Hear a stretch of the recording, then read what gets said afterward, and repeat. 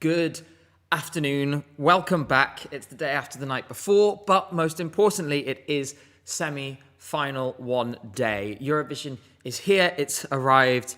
We have made it. And somehow, after 9 hours on stream yesterday, my voice has managed to hold on.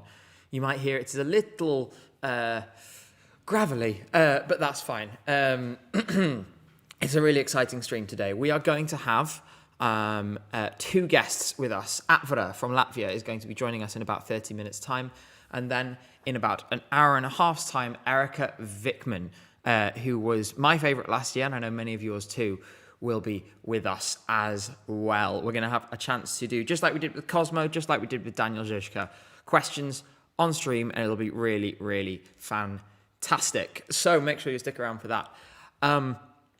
Firstly though, we need to talk about what happened last night, because at the jury show, there were some real highlights. Firstly, I want to shout out to Greece, and we've now added, although you can't see it at the moment, where it is, the Fertor hat to our backdrop, which was so much fun, just maximum silly and ridiculous potential, but in a really fun way. And I think you're all going to be really excited and really happy when you see the final product tonight. Secondly, though, I really want to start with this again. This is where we left off last night. I have spent a lot of time looking at this audience poll result. A lot of time. And I have to say that it hasn't quite sunk in yet. I cannot believe that this is actually real. This Moldova story is one that we have been on since the very start this year. We went there, we saw the national final, we rode the train, and of course that train was the subject of Moldova's last big televote hit in 2022. For those of you who didn't see this yet, and I can see it's a few, Moldova was the favourite of the audience last night by such a margin that it got more votes than 2 and 3, Finland and Greece combined.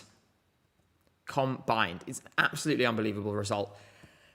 And I can't help but wonder what is going to happen tonight. In response to this, the odds moved immediately. We can see here that Moldova's qualification chances, they've just edged ahead into 5th place in the qualification odds, ahead of Croatia. And you can see that it has just gone up and up and up all the way along until it jumps into 90 and 93% now. Meanwhile, in the winning odds, we should take a look at those too. We're seeing some movement here as well. Moldova now into 12th. The odds went briefly much shorter than this, but then kind of receded a little bit. They've sort of gone into this group between really 12th and 7th, where everything's very tight and very close together. And again, you can see them up to their highest place, up to their highest percentage in quite some time. This was unbelievable. This is crazy. It's really exciting. And the best thing is he's going to be here tomorrow and we're going to speak to him about it all live on stream. Elsewhere in the semi-final, there was, of course, many different stories. And let's take a little look at that run through again. Croatia delivering as expected. If you're a Croatia fan, we are set. You don't need to worry anymore. Everything's fine. Just do not worry at all. Yeah, sorry, I don't know if I was fully... Maybe I should have said that sooner. Yes, Satoshi's coming on tomorrow. That is, I think, provided they qualify. Let's not tempt fate. Interestingly, Sweden, Felicia, one of her best performances. But as we all keep saying, if you love this song and you love this performance, you're going to love the Melfest one more than this. Melfest was just more accomplished in the technical production around it. Not Felicia's fault, not her team's fault. That's just the nature of the arena we are in. It doesn't suit it as well. You're all very excited about that, aren't you? I think I mentioned it once before without going into detail, but yes. And let me tell you, we are also trying to get someone else on tomorrow. You'll be very happy about it if it materializes, but we need to make it happen before I share more details. Portugal, interestingly, did very well with the press. In the press poll after the rehearsal yesterday, I, to be honest, was pretty happy. As somebody who really likes this song, they've not just made it, oh, we're standing on stage and doing nothing. They have done some little bits of staging, some movement. They're out on the catwalks. They keep it gentle. They're much more confident looking into the camera. They've improved a lot. And for that reason, I'm more optimistic about this than I was previously. Unfortunately, I can't say the same for Georgia. Friends, it's Bzova. And if just to demonstrate how Bzova it is, Georgia is now considered less likely than San Marino to qualify. This is a pretty brutal graph. Yeah, I mean... I think it's Bzova, and we should be very bzad because it's the last day that we can make the bz puns. I can't see any world in which this qualifies now. The performance has not come together. Vocally, it's not sounding right. The staging feels empty. It's just not come together, and that is really sad because these guys are icons in their own way in Eurovision, and we've maybe not had the opportunity that we would have liked to fully express that and explain that. Yeah, it's really not much hope there. The other big story, I think, is in these three from 9th, 10th and 11th. Poland has now continued to shorten overnight, is now in a position where the current wisdom is that it's a fairly confident qualifier. Certainly not locked in, but fairly confident. What is alarming, if you're a fan of Tamara Zivkovic, is that this race now for the 10th place looks like it's basically neck and neck. Many of you will have seen the rest of the world voting recap that was shared last night. Tamara had an unfortunate moment that was then the moment that went in that recap. I felt the rest of the performance was better, but right now, this is anyone's game.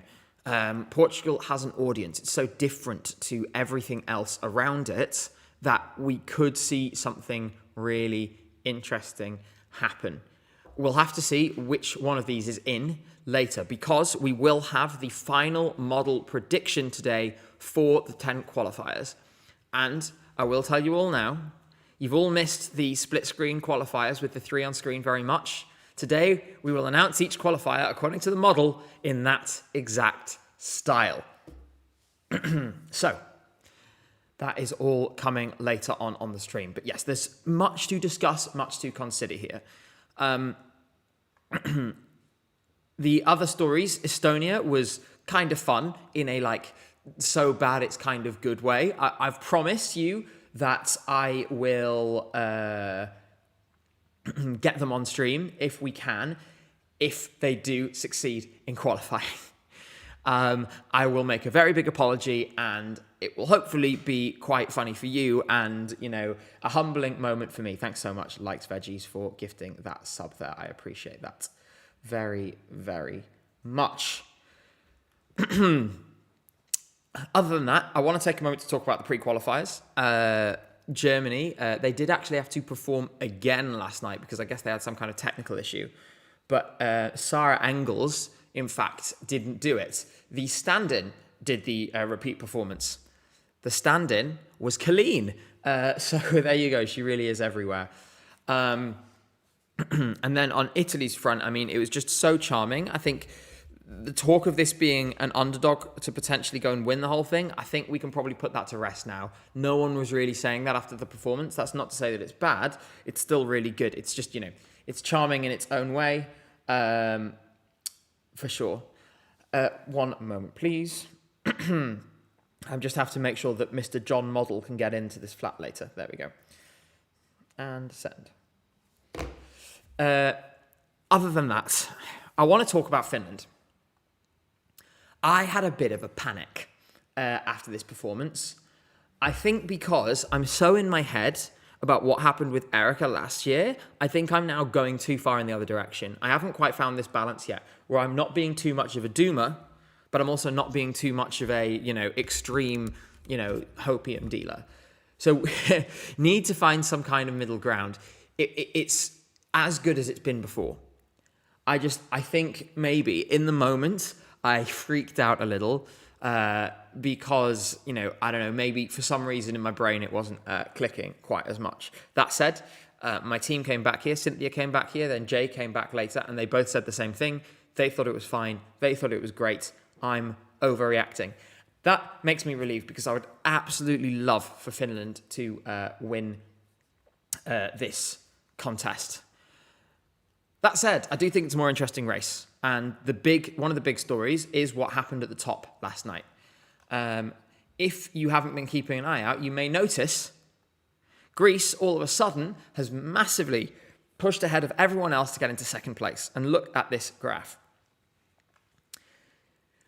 The world was very, very, very impressed by what they saw last night. We are in a really, really good position if you're a Greece fan going forward. We have a hat up here. And if I was Greece, I would be feeling optimistic at the moment. This is a song that could win the televote, and we're going to look at those odds in a moment, and could indeed win the contest. So any Greeks watching, you have reasons to be excited. As for the televoting odds, this is where we're at. Moldova is a massive mover into the top 5 here. We didn't see this until last night, but this is a quite extraordinary shot upwards. In addition, Greece is now pushing hard to overtake Israel here. I think in terms of the contest, I think it would be very good if someone could beat Israel, as Baby Lasagna did in 2024, to undermine some of the narratives that that delegation will try and spin. I do think, however, that we're going to see a lot of changes in this tonight. The thing is that after tonight, the volume of betting will dramatically increase as more casuals, lay people get involved. A lot of people wait until they've actually seen some of the songs before they start putting money down. We'll also see what the public response is, how well each of the videos are doing of the performances on YouTube, things like that. All of this stuff adds up together. This is the televote odds. Someone's saying, why are Israel first in the winning odds? This is just the televote, not the overall thing. Let me reassure you by showing you the jury where they are 16th. Maybe this feels a little better. At the moment, the bookmakers, if you look at these odds, seem to think it's essentially a 3-way tie, 4-way tie even, between these 4. not a massive spread. And in fact, different bookmakers, one has France as the favourite to win. Amusingly, Finland comes above of them overall, despite the slight discrepancy. You guys got very worried just there, didn't you? So, we're in a very interesting environment now, and I do want to talk a bit more about Moldova. I want to run a poll. And this is not me saying that I think it's going to happen. It's me just entertaining the idea of it as a fairy tale for one moment. And that is, can Moldova win Eurovision? And I'm going to ask you this question again tomorrow and compare what the percentages are. So, let's have some fun days of entertaining the idea that we could have a shock as big as that. I personally think it's still probably not. But I enjoy the idea of thinking about it, and I'm going to poll you on this again tomorrow to see how different it is today. Listen up, Lilith. Happy birthday. Says, my birthday wish is not to have another heart attack like last year. Thank you for keeping the hype alive for Eurovision. Thank you so much for being here, and I really, really appreciate your support. Hello, New Zealanders and Australians, and I saw a few Filipinos in the chat. Congratulations on a stream that isn't at 5 in the morning and is instead at 1 in the morning. It's a pleasure to have you here. So, at the moment, you guys don't seem optimistic, but there's still time to vote, so make sure that you do that if you haven't already. As a reminder, in about 15 minutes, we are going to be joined on stream by Atvara from Latvia. We're going to look at the rehearsal clip with her together. We're going to talk about her experience so far, and we're going to answer questions submitted by you. And we have a channel on the Discord server, which the link is in the description, where you can do just that. We have a few more seconds to vote. You have about a third of your time remaining. And what I'm seeing is an interesting split between what people say on Twitch, and what people say on YouTube. And my thinking here is that maybe on Twitch, you have joined me in drinking the Moldova Kool-Aid a little more. I'm going to keep doing what I always do, which is that, and something that I wish I'd done more last year, which is declaring my kind of emotional biases. Obviously, I want this to do really well. I'm never going to, no one can ever remove themselves from how they feel emotionally about something, and it will affect your perception, even if you're trying to not let it. But what I can do is tell you, so you can adjust a little on that basis. Poll closing in 3, 2, 1 now. So, 70% of you say no, Moldova cannot win Eurovision. And at the moment, I have to see what the response is tonight. I'm not prepared to say yes on this question yet. There's this little bit inside me that thinks, well, maybe something extraordinary could happen. But we're going to run that poll tomorrow and see if people feel the same way. On Twitch, 53 to 47 in favour of no. So much, much closer. Liam says, some casuals I know saw the voting clips on the website, and it was the first time they saw Finland live. They said it was the only one that gave them goosebumps and it felt like a winner. Well, if that's people's perception coming away tonight, then it has the potential to run away with it. It really, really could. I think for an upset winner, like, the Moldovas, I mean, if we look at this, right? If you are a Moldova or Romania or this kind of group which is in the chasing pack, if you want to win Eurovision, you really need a few things to happen. Firstly, you have to outperform with the televote. That's because the jury is so busy in terms of the different things it's going to be voting for. You're going to struggle to make much headway there. That's the first thing. The second thing is you really have to hope that the jury contenders don't really have anyone that gets out ahead of the others. What I mean by that is you want France, Australia, Denmark, and others, maybe let's throw Finland in that group for now, to get about the same number of points and therefore disallow anyone from running away with it. Then you have to smash the televote. You have to beat Greece, which is tough. And then, and only then, things start opening up. There are countries that can do this, in my opinion. We've got to leave open the option of an underdog because statistically, we know it does happen sometimes. You do get freak winners. Not often in Eurovision, but it happens.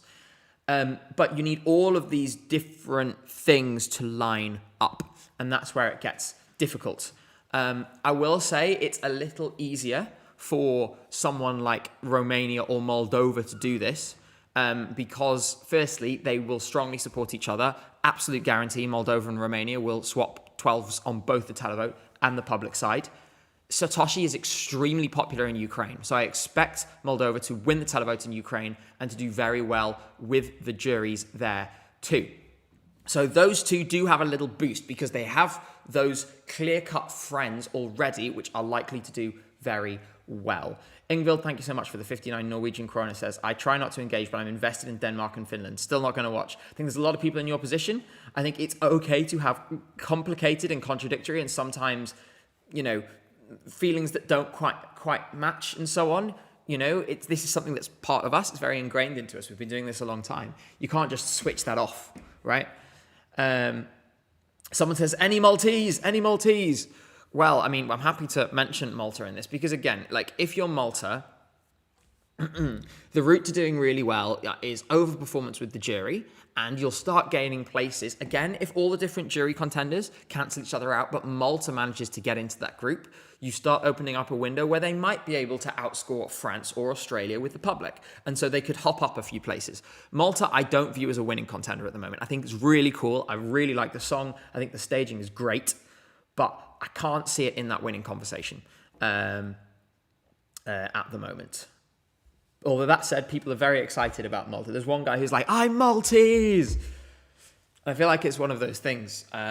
Obviously having spent a lot of time in Estonia, every time Estonia shows up in international media, Estonians are like, hey, it's us. Look, we made it. But there we are. Cynthia's just given me a big thumbs up, which makes me think we may have a guest very shortly. She has left the room and appears to be heading off downstairs. So it looks like Atvara will be with us shortly. I'm going to pull this chair in. There we go. And we're going to have a nice conversation about her song. And we're going to ask lots of your questions. If you were here yesterday with Cosmo, it's going to be just like that. And so we're hopefully going to be able to dig in a little bit more into a lot of this stuff. We're going to look at the rehearsal clip together.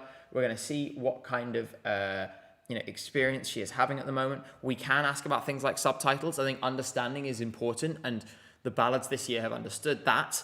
I think she will have too. Her staging as it is visually quite descriptive. The images match what she is singing about, and it's about balancing that out. 100%. That is going to be something we will talk about. We will not be asking Atvara about the Denway fan fiction. If she chooses to request such a thing of her own accord, that's fine. But otherwise, I think unlikely. So we will wait for that very shortly. In the meantime, I am going to get everything ready over here to look at the clips together. And I am going to try and find some stuff because I want to also give a particular shout out to whoever designed her outfit at LEP, because she looked absolutely stunning. So we're getting ready here. I am excited to do this. One of the most fun bits of the week for me is being able to bring artists here and speak to you live. And it's really, really, it's honestly, I feel so grateful to all of you that you have enabled us to sort of build this thing together. And hopefully it will only continue to grow. Cooper says, do you see a world where Moldova gets 290 televote and 130 jury and ends up winning? Well, that's an interesting proposition. And this is the reason why you can't totally eliminate things like this, right? Because 130, 140 jury, I think given the new system, the youth and so on, and the changing complexion of the contest, we have more Balkan countries, less countries in the West. I think it does favour an outcome like that. It makes it more likely. We obviously don't know for sure. John Model has just walked in the room. But it's the kind of thing that a window opens to it. And we will speak to Mr. Model later about this. But he's not coming on until after Erika Vikman is done. So in about 5 minutes or so, we should have Atvara joining us, and I'm very excited for that. Just a reminder, you can submit your questions for her by joining the Discord server. That link is in the description, or you can just listen to me right now. It's discord.gg/ESCGabe. And then we will ask a bunch of them to Atvara. It should be a really interesting conversation, because I think this format, because we're out of the press center, we're in a sort of more relaxed environment, I think it makes it easier to leave a little space, both for me as the interviewer and for the interviewees to, answer with a little more, clarity, a little more time, and a little more, thoughts. I think doing this for half an hour definitely makes a big difference compared to, for example, those 5-minute interviews and stuff that we do in like London Eurovision Party and so on. That said, those still have a place, and I enjoy doing those too. So we're about 5 minutes away, and it's quite exciting. I'm looking forward to asking her, because I don't know if you remember at London Eurovision Party, she was wearing this gorgeous, she had this beautiful, gorgeous dress and the earrings and stuff. So I want to ask her about the designer and so on as well. She posted about it at the time. These are the kinds of things, you see art, you appreciate art. And I know that Cynthia has gone downstairs now, so maybe they are, once again, there are Eurovision artists loitering on the street outside my house. I do just want to, and I'm going to check with Mr. Model now, whether we are also going to get to see points for the semi-final. Yes, come visit. For 2 quick minutes, you can sit on the chair there. You can warm it up. Hello, there he is. everyone. Look at his lovely jumper. So, what are we getting from the model today? We are getting, so on this stream, you are going to get the 10 qualifiers. Mm-hmm. We're going to reveal them one by one. And if you remember Eurovision last year, where we had 3 up on the screen, we have figured out a way to do it, which means you are going to hate me. Yeah. Because I was recording it this morning, I've all put it through, and some of these are absolutely awful. Okay. So I hope you enjoy that.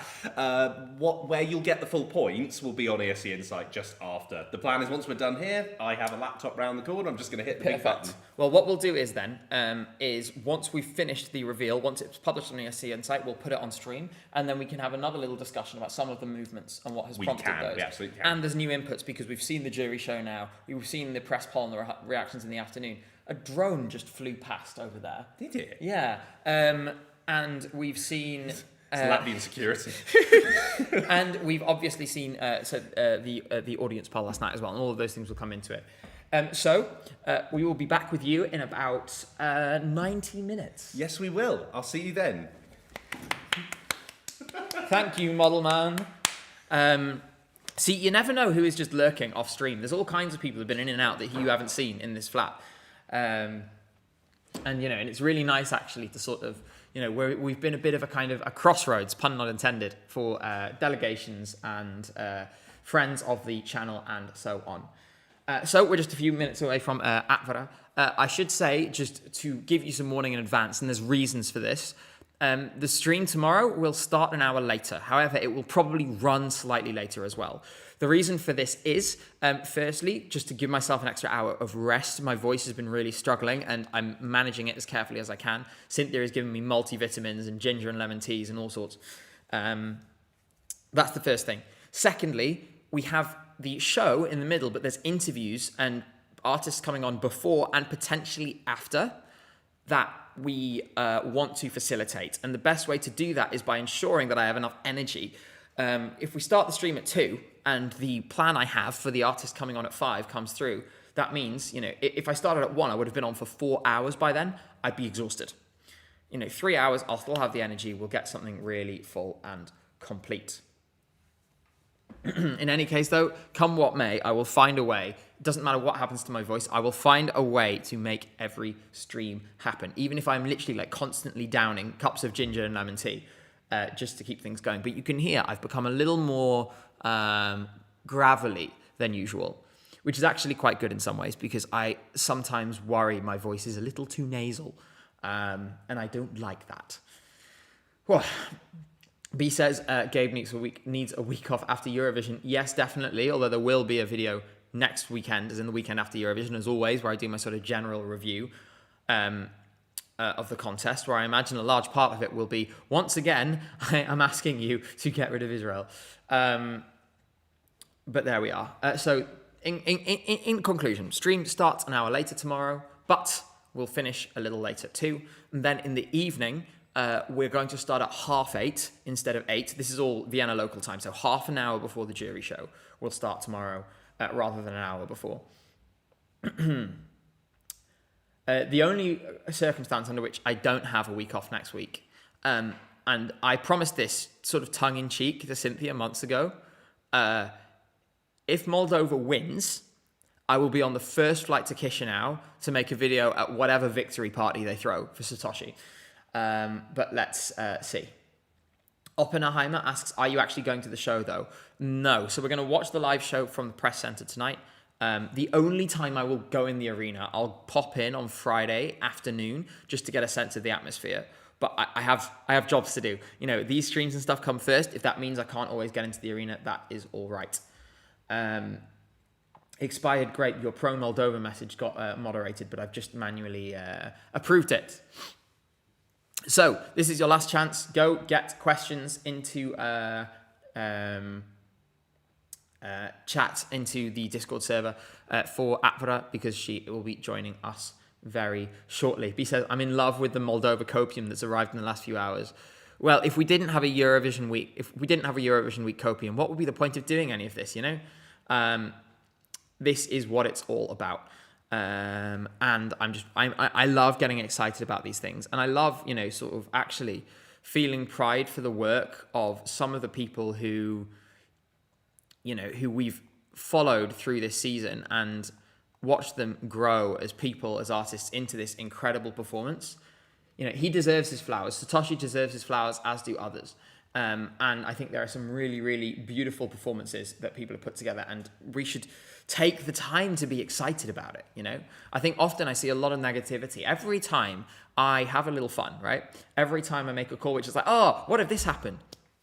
20 people jump on Twitter and start going, ESC Gabe, what a stupid idiot. I really got him there, huh? And it's always the same 10 people, by the way. And I just think it must be quite sad to never have any fun, or to take it so unbelievably seriously that you can't occasionally just entertain a slightly silly scenario that is maybe a 0.1% possibility, but is still fun to think about. And there we go. That is my most immediate feeling, to be honest, about all of these. Just enjoy yourselves a little more. Don't be the fun police. Enjoy yourselves a little more. Have fun. Try not to see evil in everything just because you personally dislike me. I know there are some people who very deliberately do that. I know that Cynthia is waiting downstairs for Atvara and her team right now. We should have them here imminently. I'm going to check the channel to see all of the questions, and I can see lots and lots and lots of questions. As a reminder, Atvara is the first of 2 guests today on this stream. Erika Vikman will be here in an hour at 2:30. And so we're very, very excited for that. I can see, well done everyone, lots of questions so far. We need more. And then I will scroll through and speak to each of them. That said, there are some that we will not ask. I've already seen a few, which are maybe a little much for this environment. But we will see. I am curious if there's any other specific things, other than the headlines that we talked about, you know, the Moldovas and the Greases of this world, any more specific things that people are looking forward to tonight, or personal favourites, or moments that mean more to you as individuals because of a personal story or anything like that. And if you do have that, please do share them, because that's the kind of thing where I really want to spotlight these on this stream while we have the chance to do it. And the good thing is that on these show day streams, there is a little more space to do that. Because like the show this afternoon, we don't see anything new. There's nothing competitive about it, so we don't cover it. It's just a rehearsal. Let everyone do their run through, feel good about themselves. And then, and it means that we can have some time to speak to people, be a little calmer, take the time to reflect, and go a bit more in depth with these different things. So I believe we will shortly be getting a guest as I hear activity entering the Gabe house. And so our Q&A will be underway. So this is our last chance. This is your last chance to ask questions. Get typing those questions into Discord now, because some of your questions are going to be asked over the next 30 minutes. As a reminder, we're going to look at the rehearsal clip. I have some questions of my own. We're going to try and get more into the song and really dig into all of these different elements. My eye is on the door as I can hear voices in the distance. So, Charlie asks, do you think any jury-friendly songs confirmed and solidified their qualification last night with their performance, in your opinion? Finland is clear already. I think Greece will be very close. I think Portugal did what they needed to do to get a good score on the board that will hopefully get them through. Lithuania, I thought sounded really nice. One or two little shakes, but mostly pretty much bang on. Sweden, Moldova. Very much the front runners look great. So I am awaiting. I hear hushed voices in the hallway, and so I am all ready. Hopefully they will be shortly too. I'm waiting for the sign from Cynthia, like a thumbs up that will appear around the corner or something. I'm sure in due course. Like I said, questions, more questions. I know this is one you've all been looking forward to, so please do get them in now. I will now ask the assembled, assorted fan media and a delegation media personnel to give a warm welcome and a big round of applause to Atvara from Latvia. This way around, yes. Keep clapping, come on, there we go, yeah, there we are. Welcome to the stream. It's lovely to see you, all of these people. Well, I mean, I'm pointing at them like they're there. They're not there. You can see us there. And hopefully you're nicely... We have a ring light on your side as well. There we go. Ooh. So you're nice and... Yeah, Make me pretty. Yes. No, we place very high... The moisturising and skincare regime this week for me has been so much. I'm literally shiny because my skin is good for the first time ever. But that is lovely. What do you use? It's very straightforward. I have... Well, firstly, my fiancée, Cynthia, has got this sort of Korean mugwort skin cleanser, which I don't know what mugwort is, still. I have no idea what it is, but it works. And then just a very basic Nivea for men moisturiser. Men! Yes, because obviously I'm a very manly man, and so it has to be. Welcome to the stream. You can see this chat full of people who are all saying hello and welcome. Hi, guys. There are about 1,500 people watching us right now. Crazy. Which is, of course, roughly 10 to 100,000 times less than we'll be watching you on Thursday night. No pressure. No. Yeah, no pressure. How have rehearsals been so far? We've seen a little clip. Voice is sounding beautiful.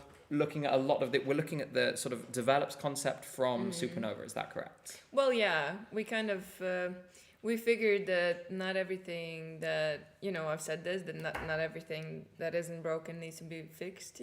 Because we felt like the idea and the staging and everything works, and we liked it. So we stayed with it, but at the same time we did adjust some small details that we felt like could, be more, like the dress and everything. And they also did some touch-ups on the glass. I think you can see that, right? In this one. The glass. Yeah. And I think this is the thing is when we saw the clip, and we'll watch it in a little bit together. All right. And it seemed to me like the glass. I don't know. It was a little more crisp and dense, and just looked. Yeah. I was pleased. We have but lots... it's better, right? Yes, it is better indeed. I am curious about, because one of the key questions that lots of different, so we've got, a few different songs where people are sort of bringing very personal, ballads and stories. And one of the key things, because we have now this era of Eurovision where, so many people and so many countries are singing in their native languages again, after a sort of long period of way too much English. About getting the message across through the staging and different ways of doing that. How did you approach that challenge? Because I imagine that's one of the things that is in your mind when planning a performance like this. Well, you mean how will people understand if I don't sing in English? I think my team has actually done a great job, because I've seen a lot of foreigners actually resonating with the song, not understanding a single word, and then they go on and translate what like the lyrics are about, and then they're like, oh. Yeah. So it's like, in general, I've always been like for authenticity, and I think this is one of the biggest platforms in the world. I think this is my and my country's opportunity to actually show like our language, or what does it sound like, you know, and everything. And we're a small country, so it's nice to bring something out of us, you know. And also when we wrote the song, I still remember that it was so magical at the first like it was 27th of August, and we like put out the first draft, and then we kind of listened to it, and it didn't have any lyrics. The melody of the chorus was just that melody. And I remember that my co-writer Janis Jachminkins, or Jajalash, he's like produced all of my songs. We co-wrote this one together, and he was like, we cannot mess this up. This is too good. We have to get this right. And yeah, exactly. And we actually, for the first time in my life, we texted back and forth for like 4 days to get the right lyrics that add to the feeling. So it was just a magical way how it all got together. And at that moment, I was like, I don't think this needs to be translated, because it's about the feeling. It's not about the lyrics, you know? Yeah. And I mean, it kind of is for my country, but like, I know the people feel through them, because I see it from the reactions and everything. And I think the good thing is, and this is something that's actually really nice to see with Latvia, because Latvia went a really long time Somebody's saying to speak louder. Sorry, okay, guys. one sec. If I do this, now we can just keep speaking the same level, and it will magically be louder on here. We just jump scared everyone by increasing the volume. Is that, you know, I think it's good that, you know, after so many years of singing, it was 20 years or something, then we had Tautometas last year singing in Latvian, you singing in Latvian. Do you think the attitude has changed in terms of, do you think sort of Latvians more generally feel more confident about their own language in Eurovision? Or is it sort of a kind of different trend? I don't know. I feel like both, you know, because last year the fact that Tautometas did really well, and they were also like singing in Latvian, and but like this year there's a lot of languages, you know. I don't remember how many was it, but like 20 or something. Yeah, something like that. It's one of the best years for this in a long time. Also, that went blank. That's okay. Oh, don't worry about all of this stuff. I just sort of fiddle with it, and it'll come back on. Well, anyways, I feel like it is sort of like they did it, and now we're like, maybe we can like, you know, go for it. But at the same time, I feel like everybody's feeling this way, and something is shifting in the air, because like so many languages. I don't remember like a year like this. I mean, it's like I said, I remember watching Eurovision as a kid. Almost all of the songs were in English. Yes. And you sort of went through this period where there was a point where something like 30 of the 37 or 38 or whatever songs it was were in English. Yeah. And now it's kind of turned around so much.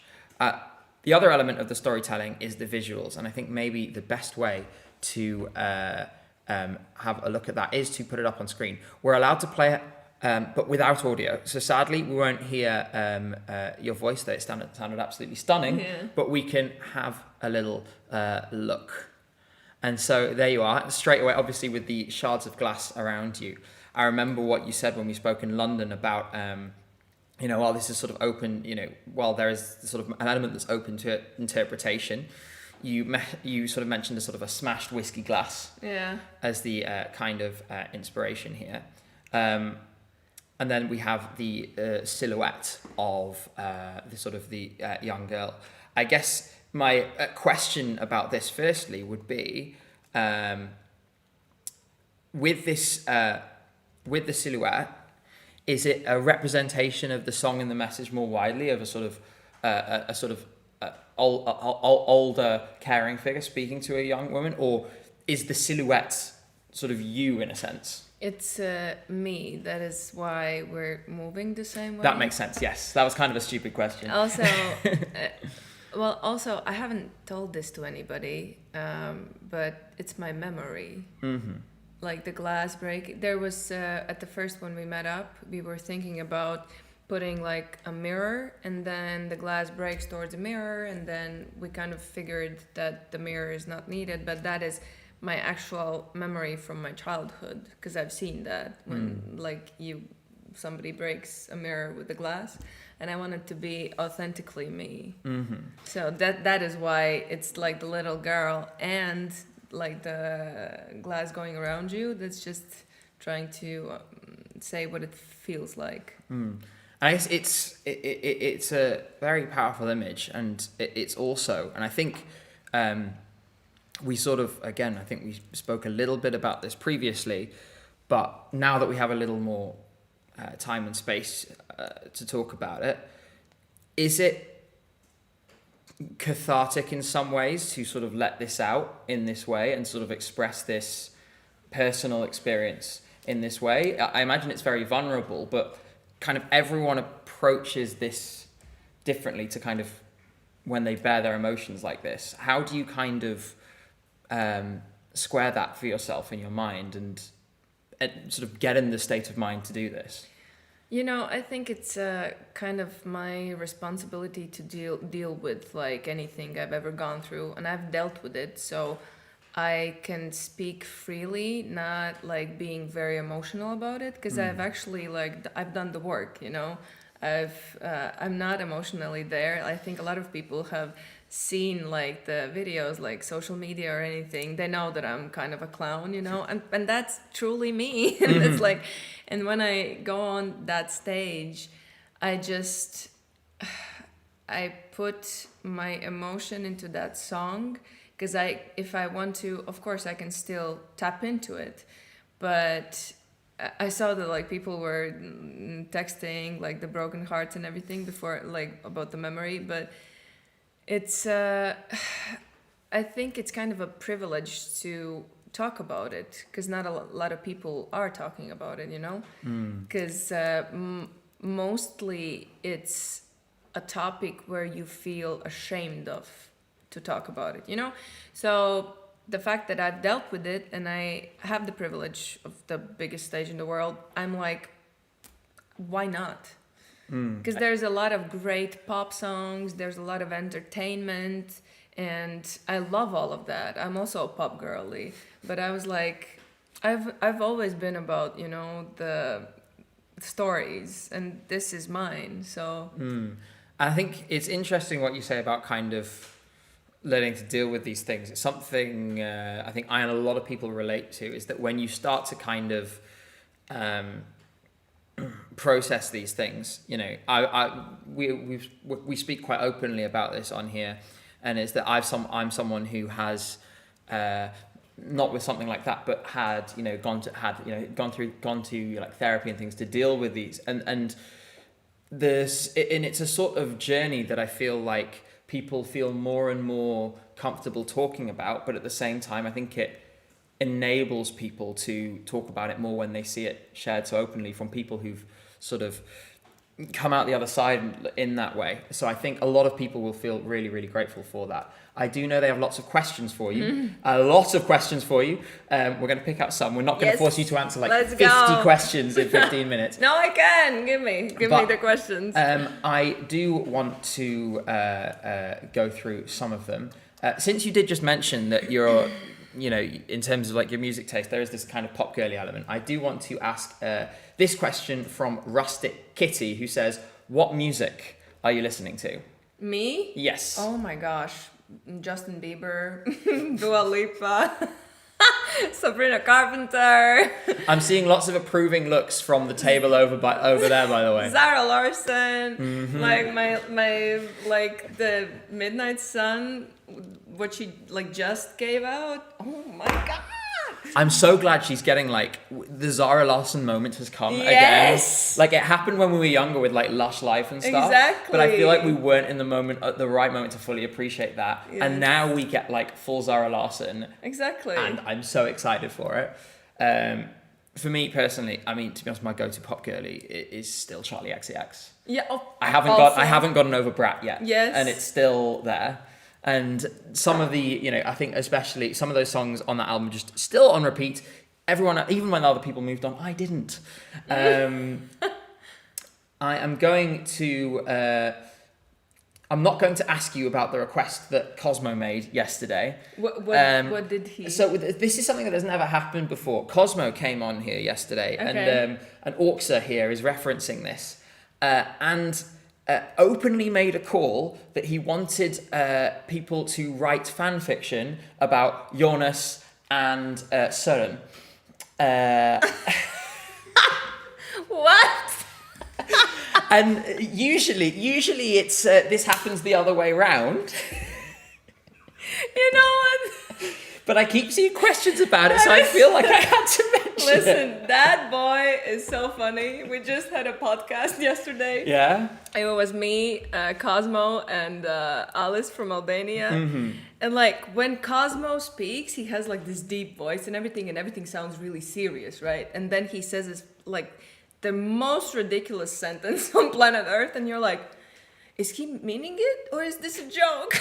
He's genuinely like I feel like, and in general, I get this vibe from a lot of the So you and funny. others this year, where you guys are just kind of like vibing and there for each other in a way Yeah. that's really nice. One thing that people keep saying interestingly about this is that the thing with Eurovision artists and other Eurovision artists, the thing that draw you all together is you feel really seen because no one can really understand the experience until you're in, Yes. like, you are the ones who are actually in the fishbowl, I guess. And so, I mean, that's a great example. So leading on from the slightly bizarre question, how have you found that bubble in terms of the friendships you've made, the new colleagues and everything, and how has that part of the experience been for you over the last couple of months? Oh, it's been amazing. It's absolutely been amazing because we went through like the pre-parties. I went to 4, and each time I met somebody new, but also like the first one was in Stockholm, and we had to like wait for a really long time. I think we had to sing at 2:00, and we were in kind of like a small room.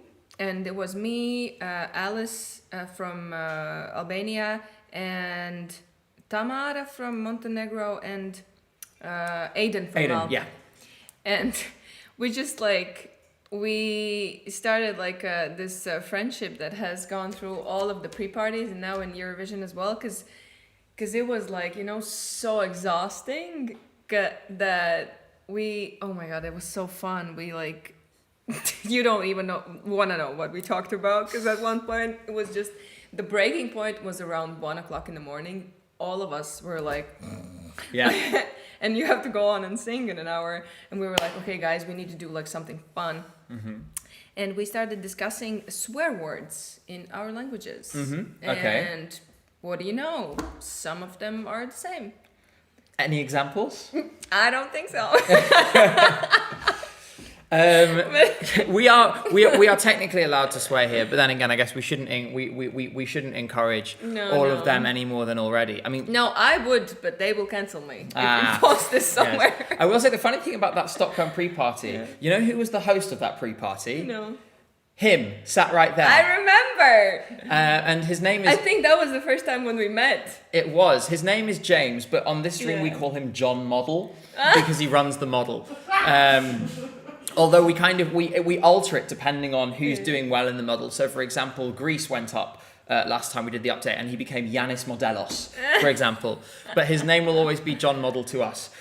Moving on from John Model, we have obviously so many more questions, and to everyone whose questions we're not answering, sorry, there's so many. We would need a great many hours to go through. I saw one where Soren was mentioned. And I need to say this, overall, although Soren joined, I think the last 2 pre-parties, he's like my class bestie. Oh. Because when his clip came out, we started chatting like on Instagram, and it went wild. We clicked, and we've had the chat is really long. We've like laughed about so many things that when we met in real life, we were like, oh my god. So yeah, if I have to have one friend, that's him, my unmedicated bestie. Well, Eurovision, everyone keeps saying, well, Eurovision traumatizes us, so even more things to just throw onto that pile in a few weeks' time. No, we actually just met in the party where we met as well. In the London Nordic, Eurovision party. No, the Nordic one, 2 days ago. Oh, yes, of course. And when I met Soren, I was like, how are you holding up? Having any medication? Oh, He's like, bless no, him. you. I mean, this is the thing. It's such a unique and bizarre thing, right? Is that everyone, I think everyone kind of forgets sometimes that all of you guys in here, you're human beings who are, sort of going through all the same feelings and doing all the same things that everyone else does, sharing all the same bizarre reels as everyone else. Like, it is this kind of, and I think from our perspective, getting a little window into that is just really fun to just kind of remember all of this. I'm going to scroll randomly and pick another question. Let's go for this one. Yes, I can. There we go. Apparently, I've been told to press this button. There we go. Oh, Look at here us. we Now we're on the full go. screen again. This one is from... I've lost it. It was a question about your last EP, and I didn't know how to pronounce the name, so I was going to ask you how Volume 1. Yes, that one. But the full name in Latvian is... Vai dzirdi kā brūces dzīst? Yes. So the thing is, I've mastered the stress the first syllable in Latvian. Yes. So I know it's Atvara. I got that far. Yes. But I think I may need a little more time with the rest of it. The thing is, I'm working my way down. I started with Finnish pronunciation, then I did Estonian. So next I'm going to do Latvian, and then Lithuanian, and then I'll go like around. So then I'll go to like Polish, and then work my way down. That is a lot of work. Anyway, the question was, so from your EP, I know it's sometimes saying, okay, what's your favourite song from your EP is saying, okay, who's your favourite child? But are there any songs in particular that have stood out to you that you're particularly proud of, that mean something to you, that is particularly deeper than the others? I think it's Mazliet žēl. It's like the most touching one for me because it's very soft, and I still remember that this is a deep one. I wrote it while screaming in my car. So I think that is the most personal one for me. Mm-hmm. Again, I mean, we've been there. If can we ask what's the story of the song? Oh, love. Ah, yeah, definitely been there. Definitely been there. The men nowadays, Jesus, what is going on? Yeah, sorry, I don't really have any defense, to be honest. I mean, there's probably a reason why you're engaged and like everything. You're one of the normal ones, the 1%. I hope so. Oh, I'm getting thumbs up from my fiance, so she's pleased. There we go. That's a relief. Because if you the looked rest over, of us are going through. Wow. Imagine if we'd looked over and she'd been like. So we have unfortunately only a few minutes left, which is sad because the people have a million questions. But I do want to talk a little bit about some of the things that we deliberately ask everyone about, which is about professional dreams and goals, personal dreams and goals, hurdles that you want to overcome through this competition, things you want to achieve. It is weird to say it, but in 5 days' time, bam, it ends. It's over for Eurovision this year. When you wake up on Sunday morning, how do you want to feel, other than hungover, which is something that we all want to feel on Sunday morning? What do you want to have achieved, and where next? What do you want to sort of have happen for you in your life, in your career over the next couple of years? Do you know what? This is a really nice question because I've had a lot of thought about this. Because, I think there's still this belief that you have to be from the United States or the UK to actually make it. And seeing that it is starting to change, because there are like artists that have made it just because of TikTok, because the game is changing, it's not just about the labels anymore. Of course, it helps a lot, and like there's a lot of like budget involved and so on, but I truly want to try, I want to try to see what it's like to release songs like in English, because it is like for me, it's an easy language. I think in it, even like in this, like, this is actually insane. When you have to talk in another language so much, at some point you start to think in it. And that's the point where if you think in it, then, well, there's no difficulty to actually write a song in the same language, you know? So I want to try to see what it's like to release some songs in English and do social media and try out for, you know, a wider audience. But at the same time, I really love my country. I have it, like, my summer is fully booked. I have another small tour incoming at the end of the summer, and I have two like bigger concerts when I arrive. They will be on the 13th of June. One of them is sold out, but the other one I think has some tickets left. So go buy them. Yeah. But anyways, I just want to, you know, try to continue and grow my career. Because the one thing I've seen in artists is if you really want to do it, you will do it. But a lot of people are just like, no, you can't make it, because they're not actually putting in the work.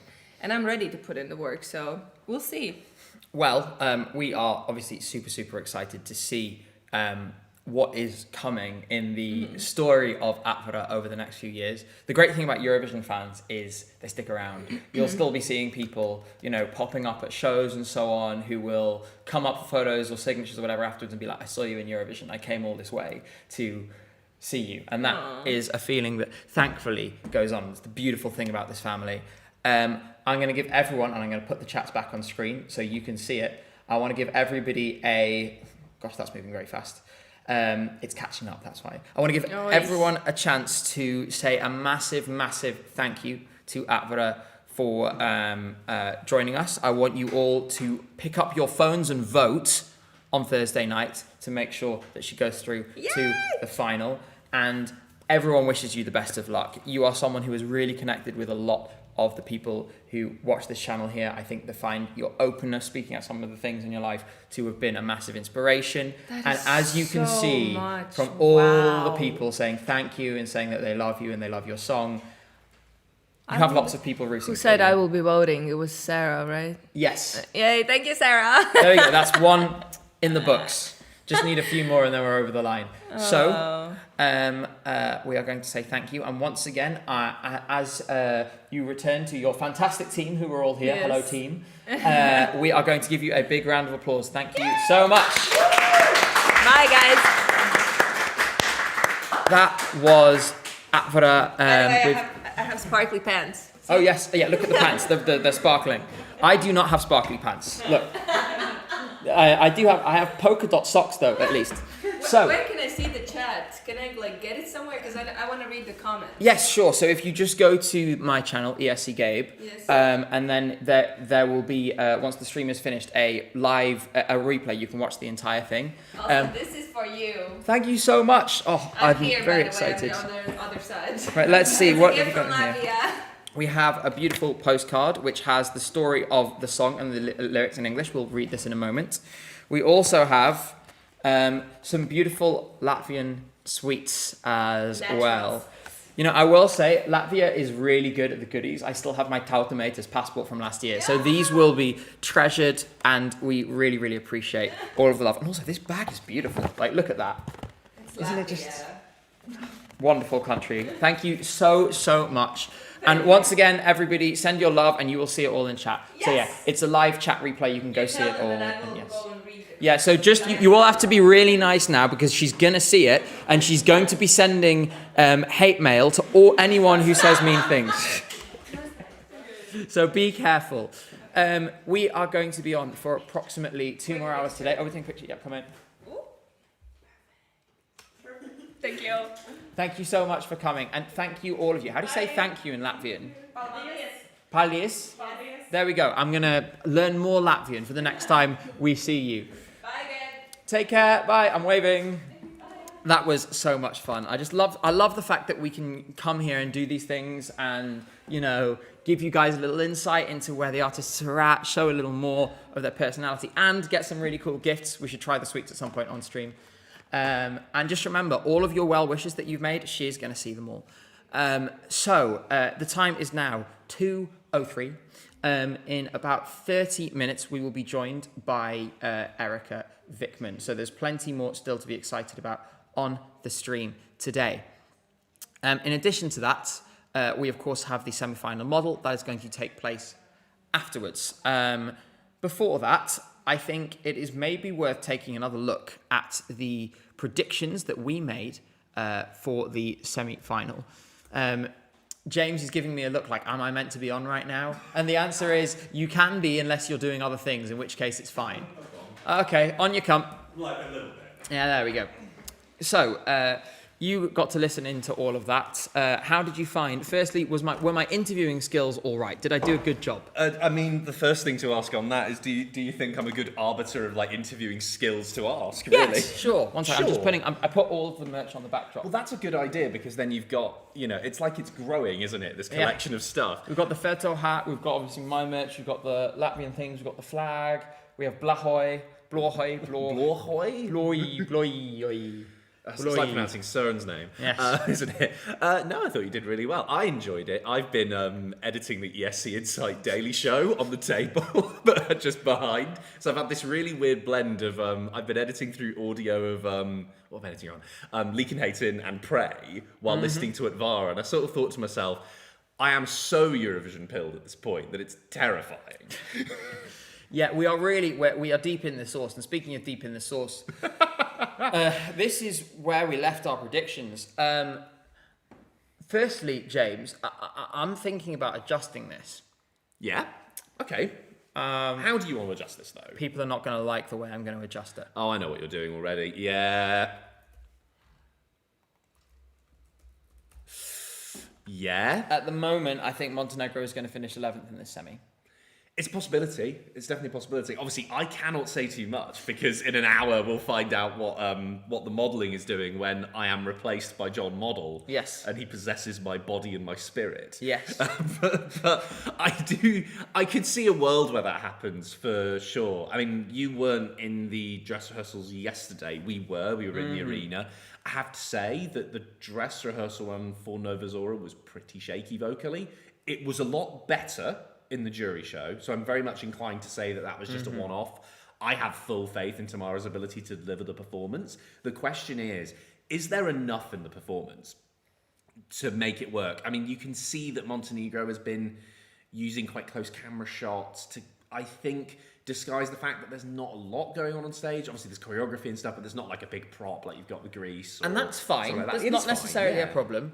But I think the thing is that this reflects very much the argument that everyone is having. Because if we check the odds for a second, just to be clear, I really want Montenegro to go through. But it is considered a real sort of slugfest between these two to see who's going to prevail and go through. And based on everything else, at the moment, it doesn't feel like we're getting more than one of them. We need someone else to really slip up. I have to say at this moment, I think Poland I expect it to qualify now. On those odds, it looks pretty good, doesn't it? The vocal last night was really, really good. I think they're through. One second, I'm just going to put this. There we go. Should we put that It's there? a lovely shot, by the way, isn't it? Yes, it is. It's the gorgeous. glass effect. It's lovely. Yeah. You're getting tomatoed so hard in the chat. I hope you yeah, know that. Yeah, I've earned it though, at least once. There is, unless something bizarre, extraordinary happens, one of these two goes and one of these two doesn't. If Estonia goes, then neither of them will. I'll talk about that while I open the door first. Oh, no problem. Yes, I mean, we can talk about how close wow, I really have just been left alone in the wild with all of you. We should probably prank him, shouldn't we? Come up with something. I trust you a lot. What I would say about the qualification race, everyone, is that it is very tight. I think there's probably a handful of songs, though, that are still fighting for the spot. I don't think it's quite as simple as Montenegro and Portugal are fighting it out for 10th, and then we don't know what will happen. I think anything can happen on a Eurovision semi-final. You remember Napa last year? What was it, 16%, 17%? Yes. And they went through. That says Georgia going through on better odds. Have Georgia fallen to last now? I have not checked this in a couple of hours. Yeah, It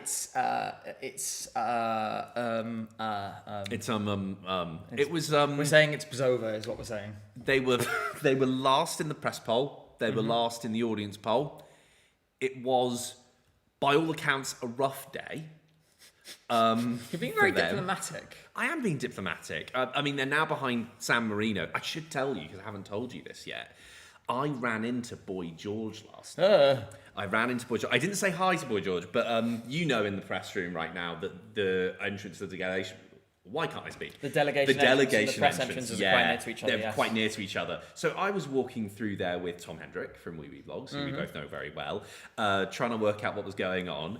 And then Senhit walked past and we kind of said hi and it was all lovely. And I was like, oh yeah, that's great. Senhit's here. Forgetting that Senhit is accompanied by Boy George. And Boy George walked up and there was a moment where I was like, how do I approach this? Because you know when someone looks at you and you're like sort of like, it's more awkward to then not say hello. You have to do this kind of, what you need to do is the typical British thing where you see someone you don't really like and you sort of go like...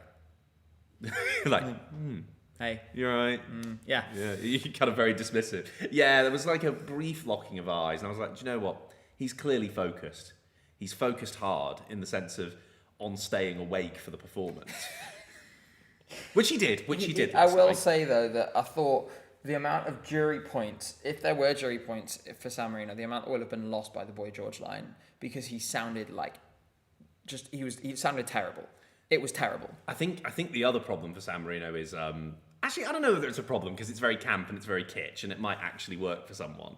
But when Boy George is revealed, as you will see tonight on television, everyone, Senhit decides, rather than just have Boy George come and sing, she goes, "It's Boy George!" And like almost panto slaps her way through the line. It's like if you go to the, I don't know, the Sunderland Youth Theatre and you watch a pantomime in December and you get the, "He's behind you." Yeah. Boy George isn't behind me, he's behind you. And then he appears out of his ridiculous diamond throne thingy and sings his one line and then kind of stands there like... It's two lines. Let's give him the credit he deserves. He does do those two lines. That is true. He does. He was on time as well. Was he? He was on time. Oh, very good. Well very done. Notable. Well done. Other than that, we'll stay in the cooking or cooked category for now. Belgium, cooking or cooked? I shouldn't say, because obviously we have a model to come. What I will say... Oh yeah, good point. I shouldn't what did say you think what's of the cooking or performance cooked. last night? What I'll say is I think Asila's vocally better than ever. I think she's really improved on the vocals. I mean, if any of you watched the Voice Belgium performance, I mean, I'll be the first to say that was ropey. Yeah, she would be the first to say it. I mean, she did, didn't she? Yeah, she said she sounded like a dead cow, was it? Those are the words she used, yeah. Yeah, she definitely doesn't sound like that now. I think they've done a pretty decent job of the staging. There are some things that work, there are some things I think work less well. The one thing that I noticed is at the start of the performance, there's like a wind effect going on with Asila. She's got like a cape behind her dress. And you can hear the leaf blower they're using in the sound mix at the moment. Can you still? Because I thought last night they were using. I thought they were using like a really blunt noise suppression.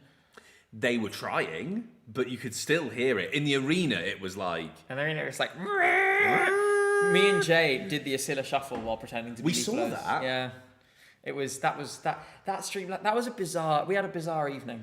It was fun, but it was bizarre. They're very surreal jury show nights. Utterly surreal, you could say. Yeah, indeed. Things get more and more weird. Then we got onto like the twerking kangaroo. And in fact, maybe that's a good place to talk about because, to be honest, my take on this is quite a strong one. I think this was potentially the worst Eurovision show I've watched since Turin. I have not yet seen the twerking kangaroo. We were out to do the audience poll last night, so I was out on the streets. I actually met a couple of you on the streets who'd gone to the jury show. It was nice to see you. And so I don't really know what Australia versus Austria is yet. I may catch it during the family run, which is a little later. It starts in an hour's time. It's bad. I've heard it's bad. I will have to see it. If the kangaroo is twerking, I personally believe that people should be forced to pay for their crimes. The kangaroo does, in fact, twerk. The kangaroo shakes its ass. I mean, let's be brutally honest for a second. It's the 70th anniversary of Eurovision. You've got 3 shows. You've only really got 4 or 5 interval acts that you can do. Are you seriously telling me that when you had the meeting for all the interval things, that was one of the top ideas you had? Oh, Austria and Australia have like several letters in common. let's have a kangaroo twerk now. Is that really what we could come up with? It's like Vicky Leandros doing the opening as well. Like that's lovely, but that was 59 years ago, and it wasn't for Austria. Why isn't Udo Jürgens here? Yeah. An Austrian winner. Conchita, we know why Conchita's not here. If not a winner, some other iconic Austrian artists. Track shitters are probably available. Probably. They're doing Euroclub this week. Are they? I'm going to miss it, but yeah, they're doing Euroclub They're this doing week. Euroclub. I mean, you could have had Zoe from 2016. Cesar Sampson is around. I saw him with Aiden at their event last night. Yeah, he was at the Nordic event as well. So Cesar is in town. I think he's also might be doing some hosting duties as well. The reason Udo Jürgens isn't here though, James, is that he's dead. Oh, is he? That's unfortunate. Sorry about that, everyone. See, John Model would have known. John Model would have known, but James Stevenson doesn't. No, definitely the inferior of the two. By the way, who will finish last? 66% of people say Georgia, 23% San Marino, 6% Estonia, 5% Belgium. In the show, what did you think of, from what you saw, Victoria and Michael as hosts? I think there's still a lot of work to be done. That's diplomatic. I would say. I think at the minute, do you know what? I think you have to think about this in the round, because when you're hosting a show as big as Eurovision, you have speakers in your ear, you have producers in your ear all of the time. I have hosted a couple of events, nothing near on the scale, but we talked about the pre-party you hosted this year, for example. Yeah, for example, and you get instructions for that, and you're kind of aware you've got to do X thing and Y thing and Z thing and not get it wrong. As I did at one point, of course. But it's a really hard job hosting Eurovision. And do you know what? You're only as good as the script you get as well. And I think the script feels very impersonal. It doesn't feel like it was written with any kind of personality for the hosts to really play off of. Yeah, I was saying last night that when I'm hearing the script, I was saying Edward Afsilun is locked in a cupboard somewhere screaming. Like, that's how it's making me feel, is that I think about how funny and irreverent some of the past scripts have been. Some of the moments, they made a few significant failures to read the room in the last couple of years, but I do think in general, 23 to 25 has had good scripts, or at least decent scripting compared to the 2010s. This year, I think the writing is really bad. Yes, I'm not a fan of it. Look, it's rehearsals. We still haven't had the live show. They need to be judged on the live show. Mm-hmm. But if the live show is like what we've seen, then I don't think the judgment's going to be very good. And I don't think you should blame the hosts necessarily. I think you've got to look at the overall production. As with all of these things in the round, there are elements of a production that may not work, and you might think, oh, that's just that person, but oftentimes they have been let down by something else within the system. So, I mean, the thing is that these things go through an enormous amount of workshopping. A Eurovision script is also an activity of diplomacy and of strategy, because you have to ensure you don't accidentally irritate somebody. Of course. You can't show any kind of favoritism to anyone. You can't really make a joke about many countries and get away with it, because you could be seen as, basically, there's a lot of tightropes you have to walk. At the same time, we know it can be walked better than this. I will say we're slightly above. I remember it was like, I think it might have been 2011 in Germany. There's a point where there was a joke the hosts made, which was like, oh, did you know I saw a green car being towed in the car park? And then one of the other hosts went, but I drive a green car. And that was the joke. We're above that level. Yeah, you can tell it's Germany, because they're like, a green car. Wow, that's impossible. There can only be one green car in any car park. Yes, indeed. A rogue move. No, precisely. It was just a bit thing. So we're slightly above that level, but it's just still not great. Yes. Paul, anyway, I leave you to it. I have things to get on with. That's a good point. And you have Erika coming. It's in about 10 minutes' time. Yes, we've made the seat warm for a legend. Okay, well, there we go. And she gets it's the director's chair, so it works. Paul Nilka says, thank you so much for that. 300 Icelandic crown says, could Moldova be a surprise televote winner? Thank you so much. I think we're going to talk about this later once we've looked at the model. Don't want to give anything away for now. But the short answer, in my opinion, would be yes. Let's see what happens. So this is your chance to go and look in the Discord server and provide questions for Erika Vikman.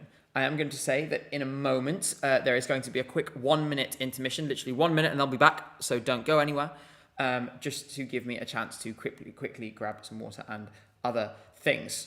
But yes, 10 minutes until Erika Vikman. We're going to look at Cicciolina, we're going to look at Ishkoma, we're going to talk through stories of the contest and what she's been up to since. We're going to ask for her reflections. Now she's had a year to think about this experience and what her ambitions and what her goals are going forward. So there is so many things that we're going to talk about, and it's really, really exciting.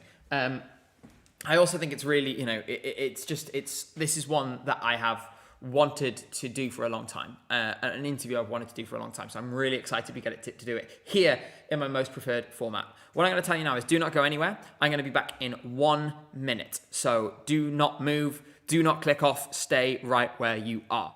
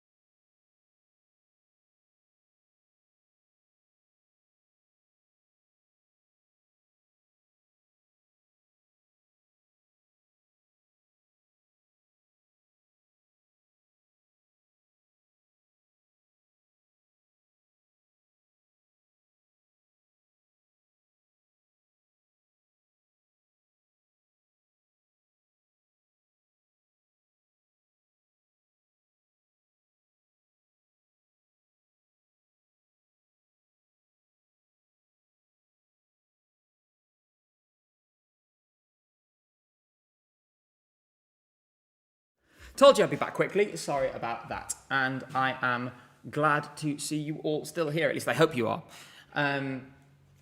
Just as a reminder of what is still to come, as I said, Erika is imminent.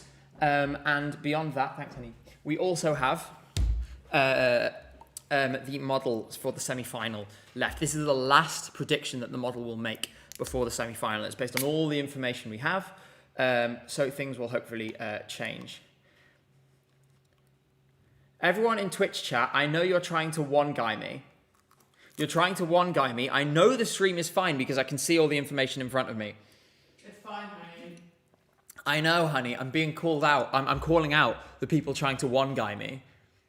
They're trying to Janice the stream. I miss Janice. Gosh, this is actually... I don't know how we've made it this far into the week without mentioning Janice. I think if there was one thing to improve this week, it would be Janice. Oh well. Anyway, I'm getting sidetracked. I wanted to say, by the way, while we have the time, thank you to everyone who was up until right at the very end of the stream yesterday. It was so fun. We streamed for 9 hours yesterday, which I believe is the most I've ever done in one day. My voice was extremely gone by the end of it, but it was, I don't regret it at all. I really, really enjoyed going through all of that with you, and I think you'll all agree that the audience poll at the end was quite the payoff, because I certainly was not expecting that, and I don't imagine any of you were either. It was extraordinary. I saw it sort of 4 to 5 minutes before you all did, and I have to say, I was trying very hard not to show my shock. For those of you who didn't see it, we'll bring it on screen now. There we are. No need for me to point out what it was that made me so shocked here. Moldova winning is extraordinary. The margin by which it won is extraordinary. And also, I was really surprised to see Greece only in third. I actually thought that the landslide would be for Greece and we'd see a Carrier-style result there. The other thing to filter into this is that someone says, don't show this ever again. I think that person may be Greek. Is that Moldova usually underperforms in audience polls. And it was first, which is a disadvantage in this poll as well. So yeah, it's quite something. I will say, I hope that the Moldovan broadcaster is having a nice day. The thing is that the cost of hosting Eurovision is somewhere in the region of 20 million euros, I think, give or take. Unless, I don't know, James, is it about 20 million euros to host Eurovision? The total yearly TV budget of the Moldovan broadcaster is 10 million euros. So they will need a very substantial wad of cash from the government to make that happen. I would love for it to happen. It would be a thing of such joy for me personally. And quite frankly, I think it would be good for the contest to be in that region of the world. I would also love to see the contest in either Finland or Greece. I think they're all excellent options. I think they'd be really wonderful places to go to. And the one thing I am looking forward to is, no matter what happens on Saturday, celebrating the winner on Sunday, because I would say that every contender, including the outsiders, in my opinion, is somebody who deserves to be in the conversation, somebody who is a really lovely person, really great songs, and on the whole, it would just be, it would be really special to me, no matter where we went. So I'm just excited for all of them. What I do think is we will see tonight whether this is the impression on the TV screens. We should say that in the press centre last night, Cynthia reported back to us that the loudest cheer was for Moldova, that there were people legitimately open-mouthed, gasping, because they were so shocked by how amazing it was. It's just a special thing when something like that happens, and with any luck, that is what we're going to see tonight as well. I would love it for Europe to fall in love with it, as I have. For those of you who aren't aware, we have already made a video about Moldova this season, and I'm going to quickly show you it on my YouTube channel. I'm going to point it out so you can go find it. It has a very dramatic thumbnail, an extremely dramatic thumbnail, actually. There it is. So, the one you are looking for is this one. I'm going to put it on screen now. Is this here. Eurovision and Europe must stand with Moldova. We went out to Moldova. We watched the national selection. We interviewed Satoshi. We did some work. We actually filmed on the river Dniester, which is a de facto border between Russian occupation and Moldova. So there's all kinds of really beautiful and inspiring undertones that we found in that video that we really didn't expect. It grew into so much more than what it originally was. And I'm really glad that we went. I'm really glad that, we got to experience that. And if he did really well in the contest now, it would be an amazing fairy tale.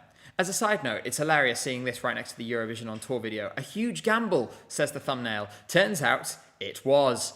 But yeah, I really, really hope that you will all feel the same way I do about this when you see it on stage, because it was something really, really special. So Cynthia has just exited the apartment, which usually means she's going to meet an artist on outside somewhere. So it would seem that Erika's arrival is imminent. Just preparing all of the things here, making sure the lighting is nice. Of course, she gets the director's chair as well. And we are going to bring up this scene here, which means we can watch the performances through together. You may have seen we did this with the Sergio Hyen video as well. We'll see it full screen. You'll see it just in small in the corner. I am also going to ask her about the exploding microphone in the semi-final, which you all may remember. Avivi asks, what's your favourite Eurovision staging of all time? I have to say, I think Doomsday Blue takes it for me. Masterpiece. Absolute masterpiece. It never has a song been so effectively upgraded by the live performance. Bambi, they looked incredible on stage. The way they planned that, the way they put it together was just gorgeous. So, if you haven't already, this is your last chance to ask questions to Erika Vikman. I have got the channel here. I am keeping an eye out for everything. And I will scroll through and ask questions as we go. I can see plenty of you typing, which means we will have more coming. There's so many things to reflect on. I'm going to apologize for cursing her last year, because me being so pro Erika, I fear, may have inadvertently resulted in some kind of Eurovision voodoo. And so I'm going to take the blame for that. I am going to take the blame for that. B says, Alex Basmati from Eurovision, that's the Irish Eurovision podcast, was almost hit by the exploding mic last year. She was right underneath it. Must have been terrifying. I would have jumped.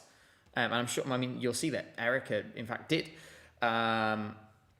She will be with us momentarily. Someone asks, where is Mr. Model? Or when Mr. Model? That'll be after Erika. After Erika, we will get the model on. So do not worry about that, as we just tick over the 90-minute mark on this stream. Oh, so, for me, I am really excited about this. This is something that I think we've looked forward to. Wouldn't have been possible last year with everything that was going on and the busyness of the schedule, and the location of the Gabe House last year was actually quite far away from the arena, which meant most artists couldn't make it. But this year, this is the advantage of being right in the thick of it. We can see everything. So I'm very excited. I'm super excited for Erika to come and to meet you all. Do you all promise you will be very nice and behave yourselves? I hope you do. In the meantime, interestingly, Delta Goodrum fan 24 says, my country Belgium needs to qualify because the song is amazing, performance amazing. Isela, she's an amazing singer. Oh, you don't need to delete that one. That was fine. Maybe it was being spammed or something. I don't know. It would mean a lot to me if she qualifies. Well, this is the thing, right? Every single song has people where it means something really deep to them, where they've connected with it, where they love the artist, where they find it, something that really means a lot to them. And that's one of the beauties of Eurovision, is that it's different for everyone. I think you could find somebody who feels that way about every single song. And that's why sometimes, it's important to try and understand what makes people tick, what makes people, really fall in love with certain songs and really work with certain songs, because it's different for everyone, I'm just making some slight light adjustments. There we go.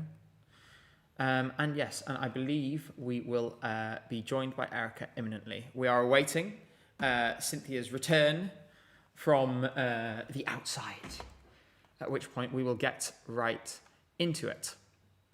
And so I have, like I said, Cicciolina and Ishkoma ready. We are going to go through them like we went through a couple of performances with Sergio Hyan the other day.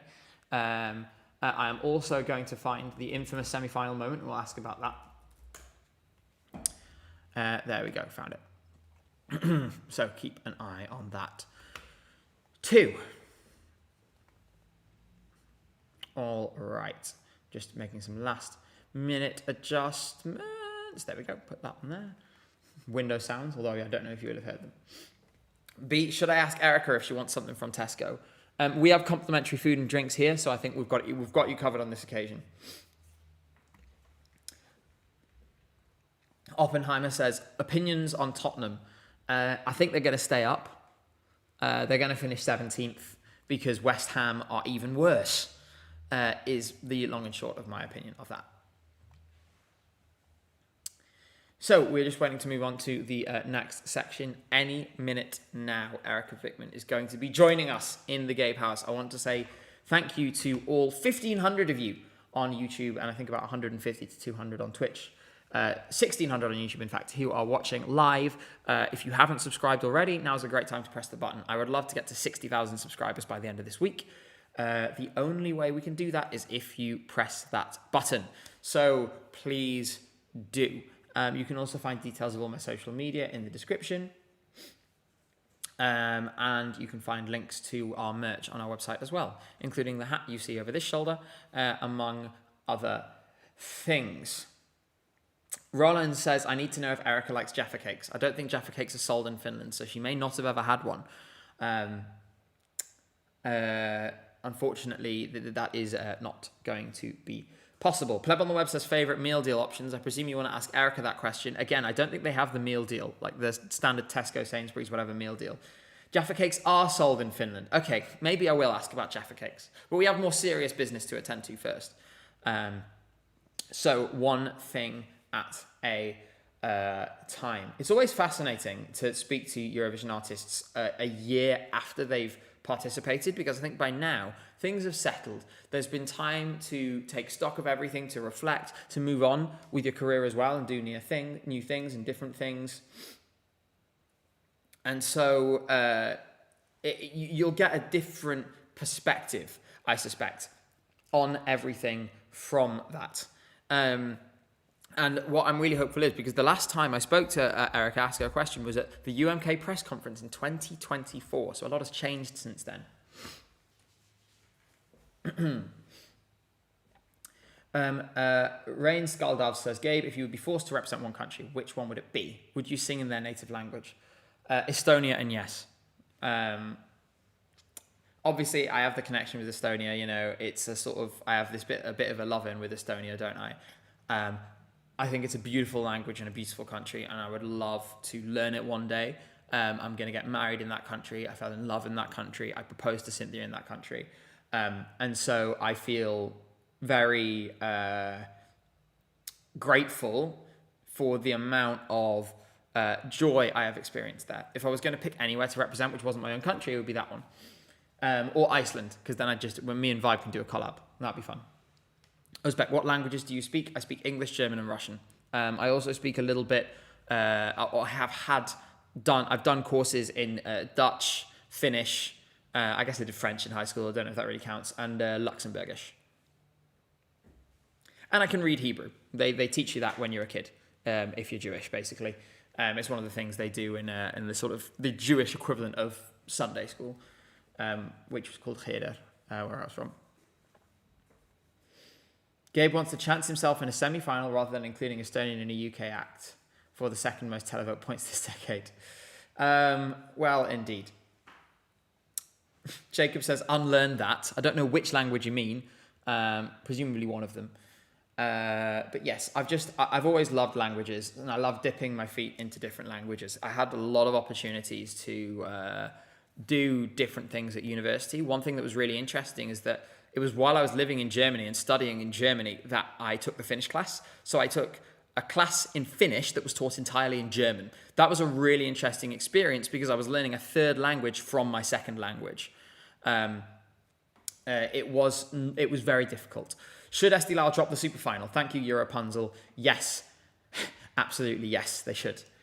The other good thing about these languages is that it gives you a lot of transferable skills in terms of being able to speak others. So because I was taught how to read, this is sort of Hebrew as it appears, you know, ancient Hebrew that you get in Jewish religious texts. So I can't read modern Hebrew, only the old stuff. It teaches you certain phonemes, because what people think about language in terms of what they speak, right?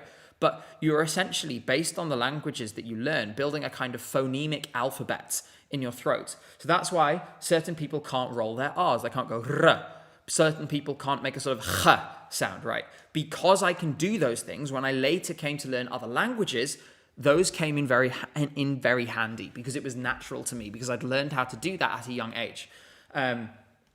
This also means that there's also transferable skills where if you learn a language from a different language group, that you then gain a lot of little skills that help you with other languages in that language group. So because I speak Russian, when it comes to Slavic languages, you get a bit of a leg up in terms of grammatical structures, in terms of pronunciation of certain things. At the same time, though, like with any pairs of languages, you've got to make sure that you don't have any false friends in there.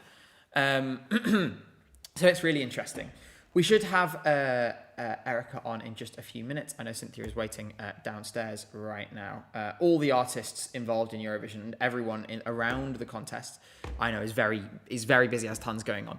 So natural for things to move around a little bit. That's the great thing about the stream. It's flexible, it's conversational. We can, do things as and when we are able to. Straighten up the Finnish flag for when the Queen arrives. There we go. It's kind of, the Finnish flag has gone through a lot. It's sort of slightly folded, but it still lives on. There we go. Is that better? But yeah, learning a language, I really recommend. It doesn't matter Doesn't matter what language it is. I really recommend to everyone trying to pick up a language. It's never too late. Pick up, and what I would recommend is the language that you'll find easiest to learn is not the one that is grammatically simplest or the one that will take the least amount of time for your native language. It's the language where you have a cultural interest, where you're going to listen to music, watch TV shows and all of that stuff in that language. If you are going to do that, then you'll find it much easier. It doesn't matter if it's the hardest language in the world. If that is what you're doing, then it just makes it so much easier. That was part of the reason why, as a kid, I found German so easy to learn, was because I used to listen to a lot of German music and stuff like this. And one of the first bands I was a big fan of was Rammstein when I was very young. So I had that pre-existing interest that helped me build on that. So, very shortly, we will be joined by the one and only Erika Vikman. We are getting ready now. I can hear the preparations ongoing in the hallway, so we will be with you very soon. Just quickly, what I will say is people talking about learning on Duolingo. Duolingo is cool. It's a helpful little thing. It's a nice way to kind of gamify it a bit, but make sure you're getting that real experience. If you can, visit the country, make friends from the country, watch TV shows, things like this. Do a lot of sort of intensive vocab and so on as well, so you pick up lots of words.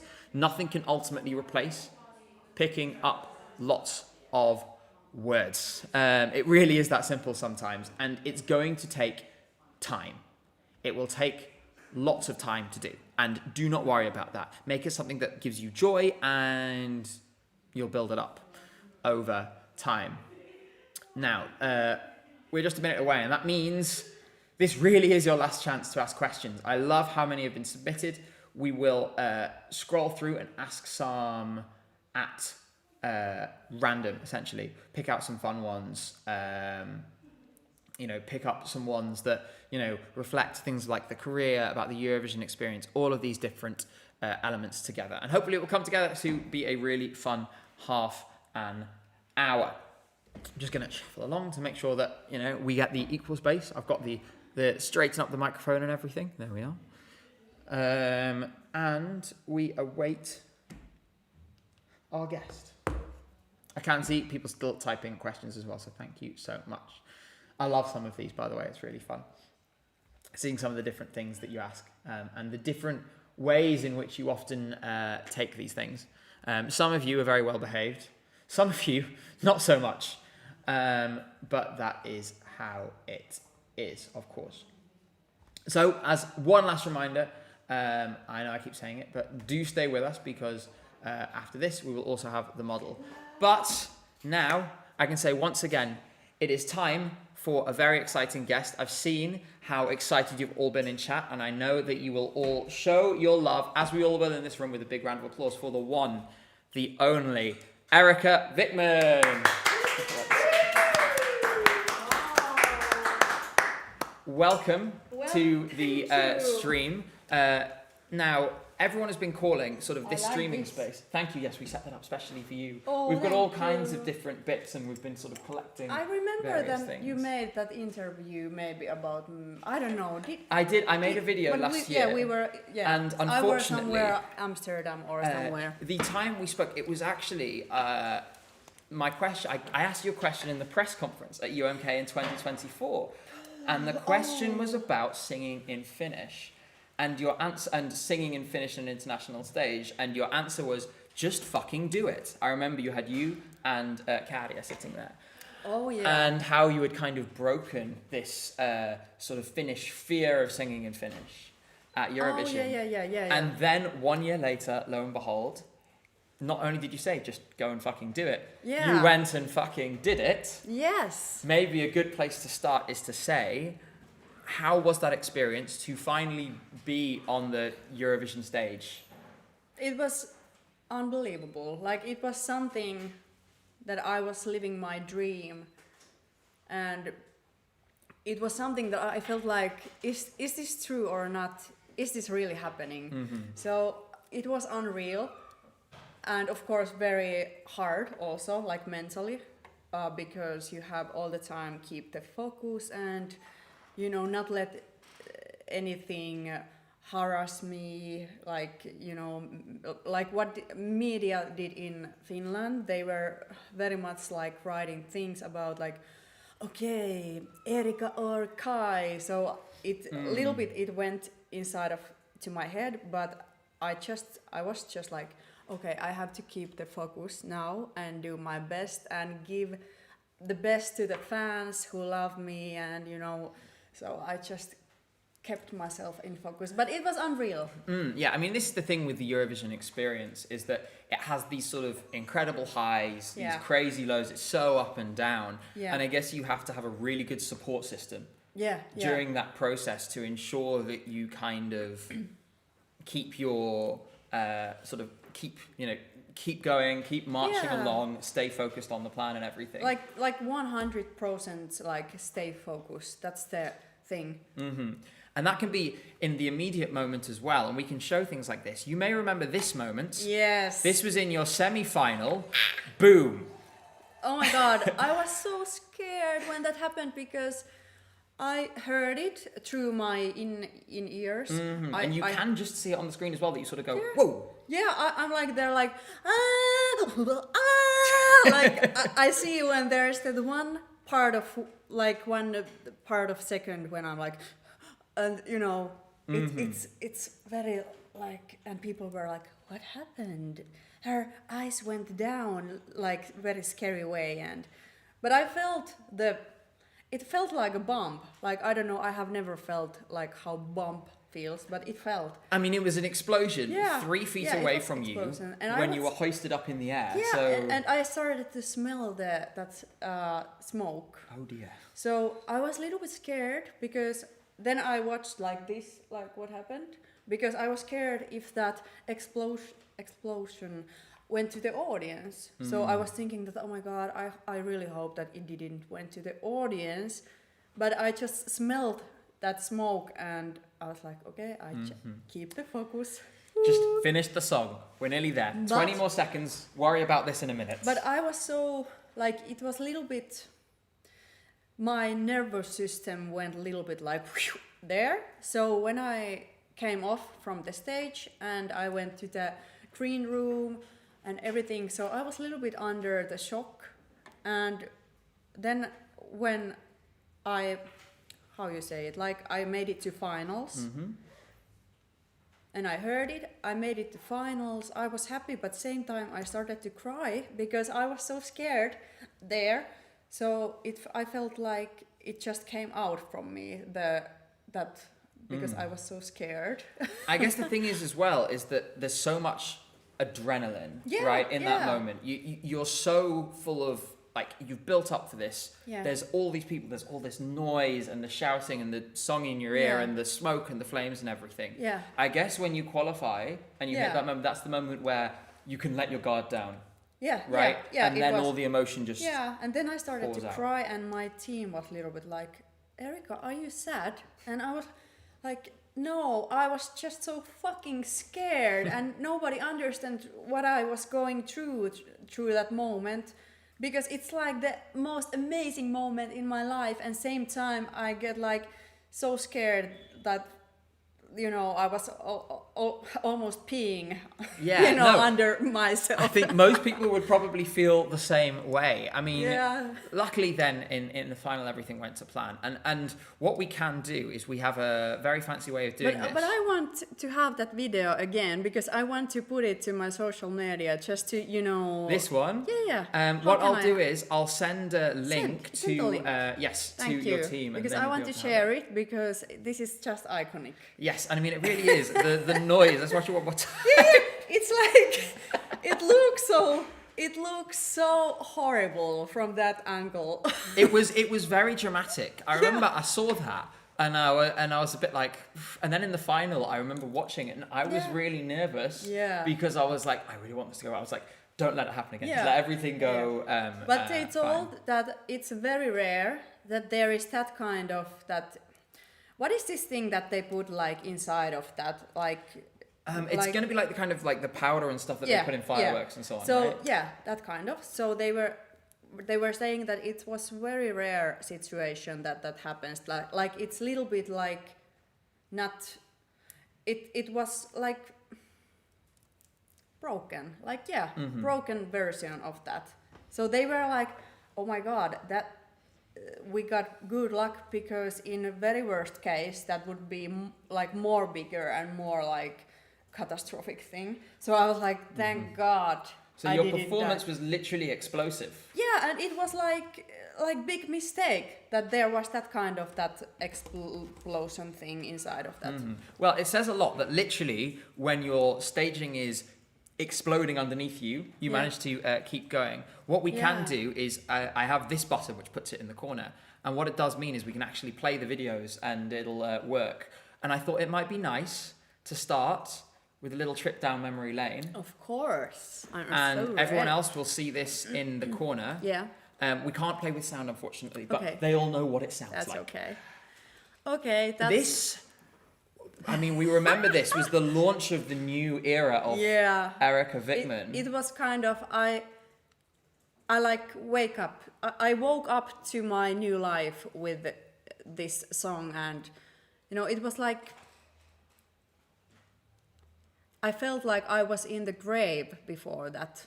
So it was like going out from a grave. Was it a kind of, I think it's interesting because a lot of the music you did before, the kind of, of course we are talking to a former tango queen of Finland. Yeah. It is sometimes quite conservative in nature, right? Absolutely. Quite, and very prescriptive, Yeah. And so I guess I understand how, especially, seeing your expression now, how that would feel like you're a bit stuck, right? Yeah. And was it nerve-wracking then to get to this moment and be like, I'm about to completely reinvent myself in public? Yeah, but I think the biggest emotion was that I was so happy and feeling so free when I was like, this is real me. Finland, can you see? This is the Erika who is like really me.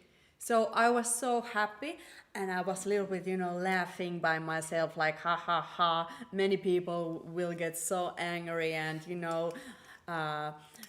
people who hate women will be so, wanting to kill me. And so I felt like I want to make change in Finland, like how people treat women and what women can do and everything. So so I think in pop music I was like, the first who started that kind of You're the one who smashed the ceiling, yeah. and then others followed. And I do think, it was a real factor, I think, both then and then with Ishkoma last year, which we'll look at in a moment.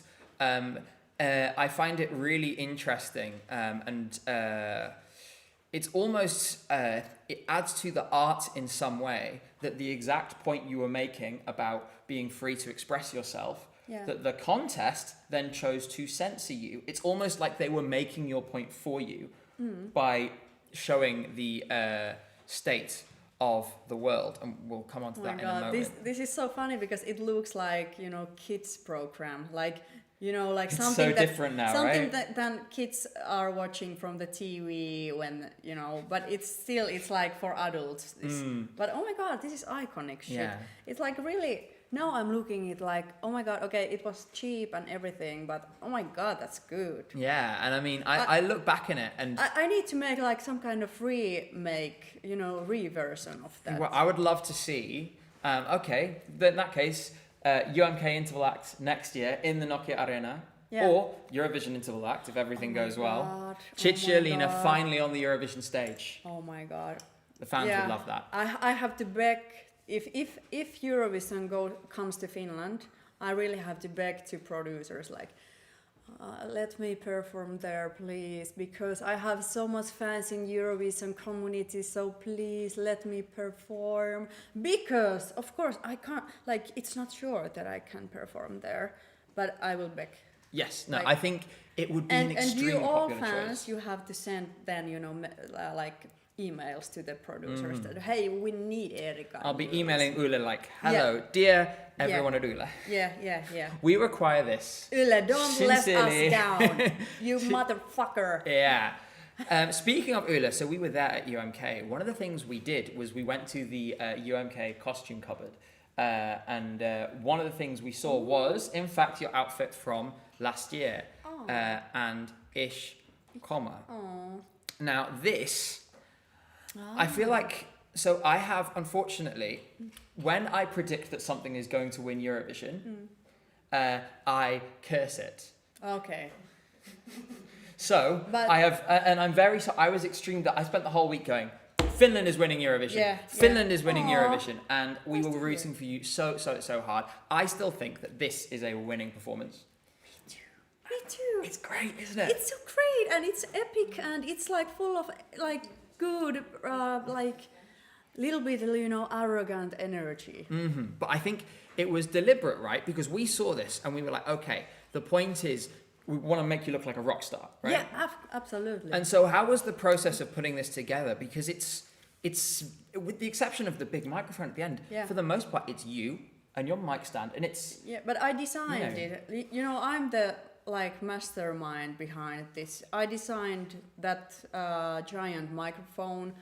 I wanted that also that Freddie Mercury stick, and I was like, it was like I did everything. I just told to people what I want, and they made it for me. But I'm the who I was creating this how did almost alone. yeah? I mean, this is the thing is that, and then the performance, it is very much. Oh my you know, god, I look is it- so bombshell. Yes, it was. I remember seeing it, and we Did were all. I look now older because it has been so stressful year? No. So I'm like, I'm 10 years older now. You look beautiful then. You look beautiful now. You don't look a day older. Thank you. Mwah. I like you so much. Well, I'm. This is the thing is my fiance's laughing. She knows I'm a charmer. Oh yeah.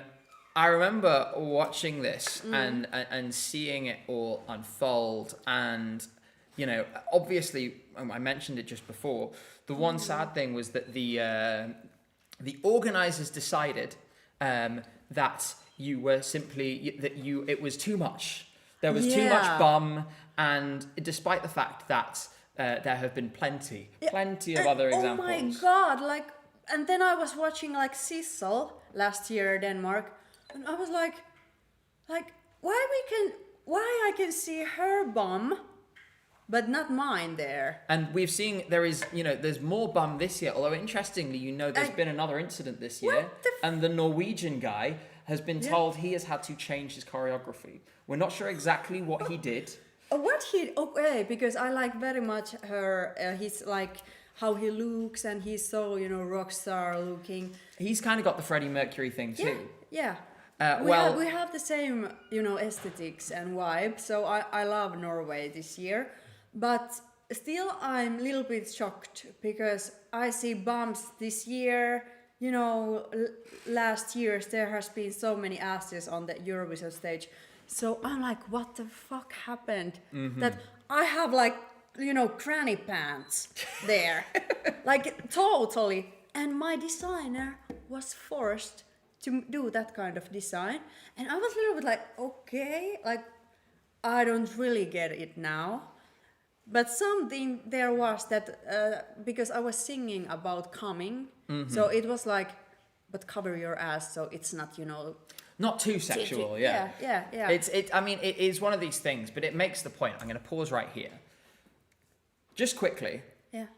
The first time you saw this shot, Yeah. we saw Amy. This is an iconic Yeah, it image, is. I think. It is so iconic and it goes so fast from the and To- then it's like Pam. And I was like, yes, I love this, how they cut it and how there are those fast camera drives and everything. So it was like the performance of my dreams. And I'm so proud of that performance. And, nothing can take this away from me. I did it. I love it. I'm so proud. So I'm happy that this will stay in my history forever. If somebody asks, who is Erika Vikman? I can just, That's me. That's me. There I am. I think, I will say is that on this channel in particular, people, I think you were someone that everyone connected with in a big way early on. I think also Big boobies, Erika Vikman, iconic. says Steven. What are you seeing, Steven? I think he's remembering the fond memory of, was it Mikko on the commentary had to say big boobies ish komme when Sissar came on. Oh my god, yeah. I have forgot already. Yeah, others along a similar line, likes veggie says bisexuals are winning today. Bisexuals are winning today and forever. And every day. And every day. We do, in fact, though, have a lot of questions from our audience, some of which I'd like to ask you. As you can Of see, course. we asked them, and there is absolutely loads. Like there are so many questions. Of course. So we're going to scroll through. We're going to pick at random. That's an interesting place to start. Did the cheese fondue in the green room taste good? Yeah, it tastes good, and yeah, I was so happy that they offered that to me, not to anyone else. I was like, oh my god, it was so nice to eat it in front of cameras, and it was dropping through like from my mouth, and I felt so dirty little bitch, and I was like, now I'm showing to everyone how woman can act, like whatever, is it Eurovision or Instagram, whatever, I can do whatever I want, and it was perfect. Yes. Little funny And moment. also, I think it's good also because it's like, again, little bits of revenge every chance you get for the outfit. Yeah. Every chance you get, just a little more revenge, like, hi, EBU. Yeah. I'm still here. Yeah, and I don't know if they were they thinking that Erika will made it a little bit dirty way, that fondue. I think but they I think absolutely knew. Yeah. I think Yeah, they yeah, absolutely yeah. knew that you were the right person to do that bit was with. so perfect. I'm going to scroll. Is this the camera? Yes, it's this one here. Because I'm feeling like I want this light to my face. You can. We can do it if we move it there. No, okay. There we go. This is tough. We do our best. The big problem is that the grate outside makes it very difficult to light control. We have to change the lighting every single day. It's okay. Mm-hmm. I think we are very nicely lit. I am sort of a bit like I have a shadow down one side of my face. It's very dramatic. I'm like. Hey, okay, but let's focus to the questions. Yes. Now I went to my, my looks more. That's stupid. So let's see. Someone says here, thoughts. Danda says thoughts on Hesburger. Hesburger. For those of you who don't know, that is a Finnish. What's your order when you go to Hesburger? I order vegan, tortilla. It's like vege tortilla. It's yeah. So I want vegan tortilla. I don't know. Is it tortilla? Onko se tortilla? Yes, tortilla is just tortilla. Yeah. Yeah. My fiance is also vegan, so she was just in the background yes. Let's look up and see. This is always a fun one. So, hey Erika, what artists are currently on your listening rotation? Says Ma on Ruthi and says Ma rakastan sua. Mä rakastan sua myös. So what was it? What artists are currently on listening rotation? Who I listen. Who you're listening to at the moment? Okay, my forever favorite is Madonna, and I'm so happy that Madonna is having new coming Confessions too. So that would be, I think that album would be something which I will listen whole summer. But I like very much Miley Cyrus nowadays, songs and everything. I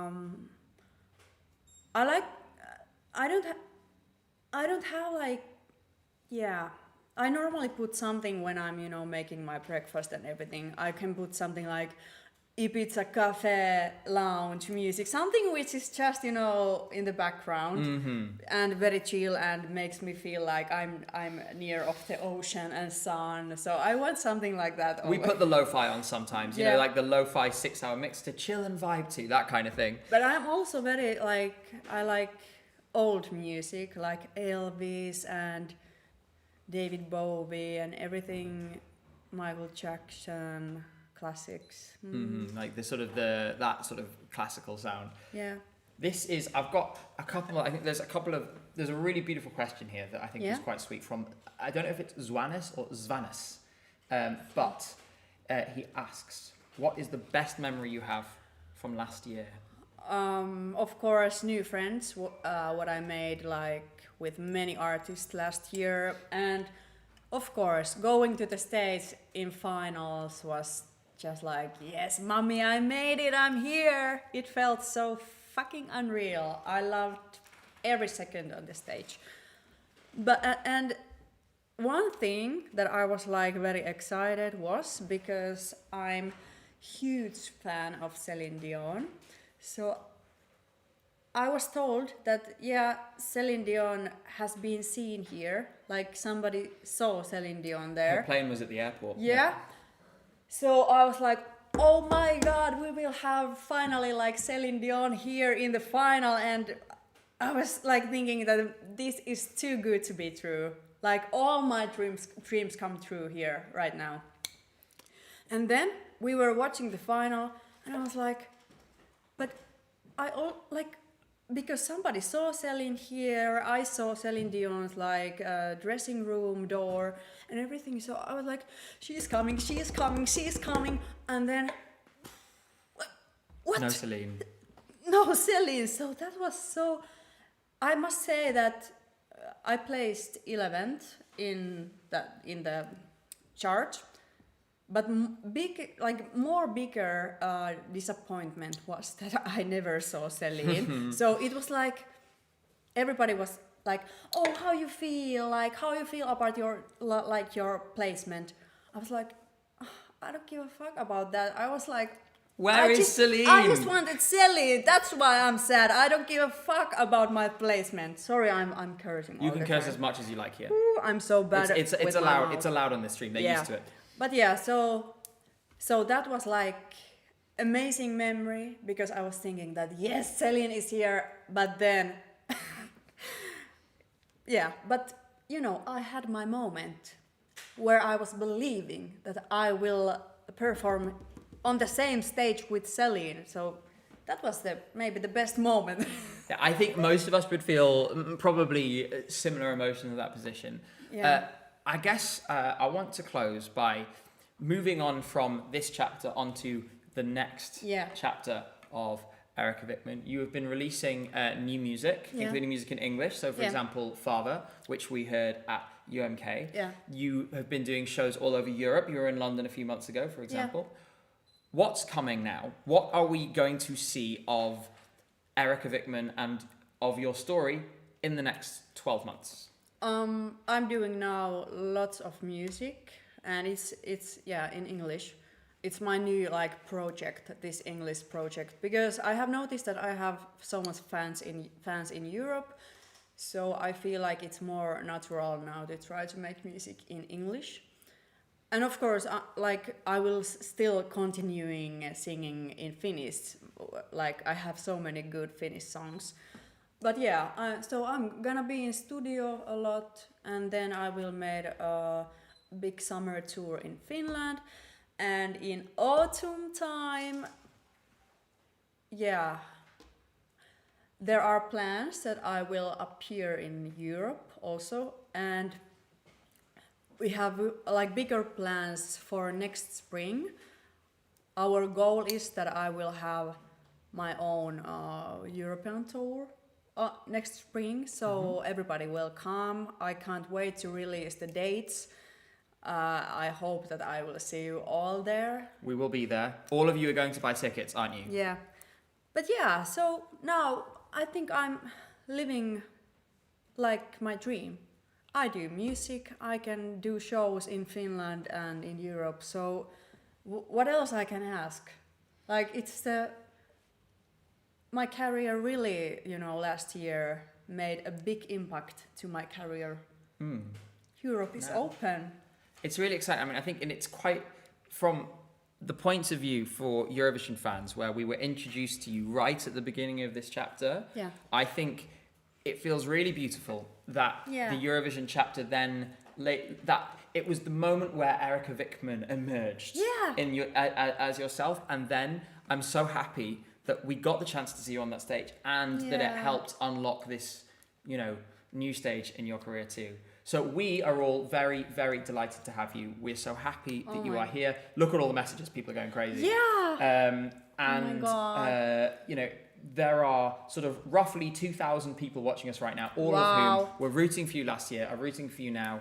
Cannot wait to see what is still And to I come. want to say to everybody who was rooting for me last year that it was so big thing for me. And I noticed that I received love so much, and I didn't forget that. That's why I want to give you new music, new gigs to Europe and everything. So I really do this for you, and always, you know, for gays and girls, forever. Well, there we go. And that makes it fit here well, because what people have been referring to this, as I said before, as the Gabe House, that got misheard, and now everyone has kind of nicknamed this stream the Gay House. So actually, you're in the absolute perfect place for all of that. We're going to now say, and you will see everyone saying... No, now the lightning is what I wanted, Oh, there we go. honey. That works. Yes, well, I did my best in this scenario. Hey everybody, let's do this again with this light, okay? You can Next time, I promise we'll have a whole professional setup next time. For now, thank you so much, Erika, for joining us. Everyone in chat is going to say thank you so much. Thank you. I love you so much. Being here and ich komme forever, motherfuckers. I mean, motherfuckers are, you know, the people who hate me. Not you. Not Indeed. you. Thank you so much. And I'm once again going to ask everyone in the room for a big round of applause. Love you, love you, love you. So this has been an absolute dream. I will now invite your wonderful team who've joined us here. Thank you so much for joining us here. As someone who has been a big fan of yours for a long time, and as someone for whom your song last year was my most played song of the year, was my favourite song of Eurovision this year, it is such a massive privilege as well. So thank you so much for joining us. And thank you to your team as well for arranging this. I can see them by the door over here and over here. I think we might have some really lovely photos that have been taken during that as well, which I look forward to. Thank you so much. And see you guys. See you in the gigs next spring. On the Eurovision stage this week. Oh my god, yes, in grand final. We will be watching. But for now, thank you so much, Erika. Thank you. Have a lovely rest of your time in Vienna, and we will see you again very soon. See you. Bye. So, for those of you who are staying with us, please do, as we've got plenty more to come. It was such a privilege to have Erika with us today and to share some of her story. Hopefully, you will agree that it was super interesting to get the kinds of insights that we got. I couldn't help but just smile all the way through that. Still to come, we have some predictions for tonight's show. The model is going to be revealed very shortly. That is the next thing on the agenda, and I'm going to prepare that imminently.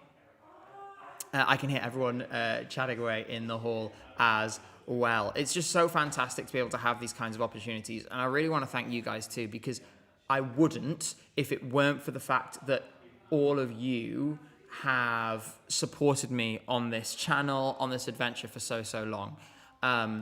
Hopefully you guys found that as insightful and as interesting and as lovely as I did. And she is such a wonderful person, and I am fangirling so hard right now.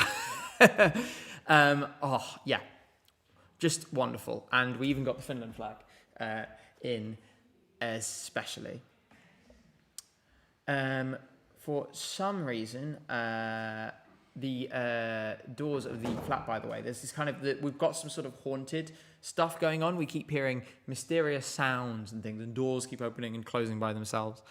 I am just getting the model ready so that when James returns, we can move on to that. So now that is all ready. Boop, there we go. So this is a great chance to, if you have any other questions before we move on to the model, to ask them now. I am really pleased that we've had such a fun stream today. I think as well, I'm really glad that my energy levels have held, because I can't tell you how tired I was last night.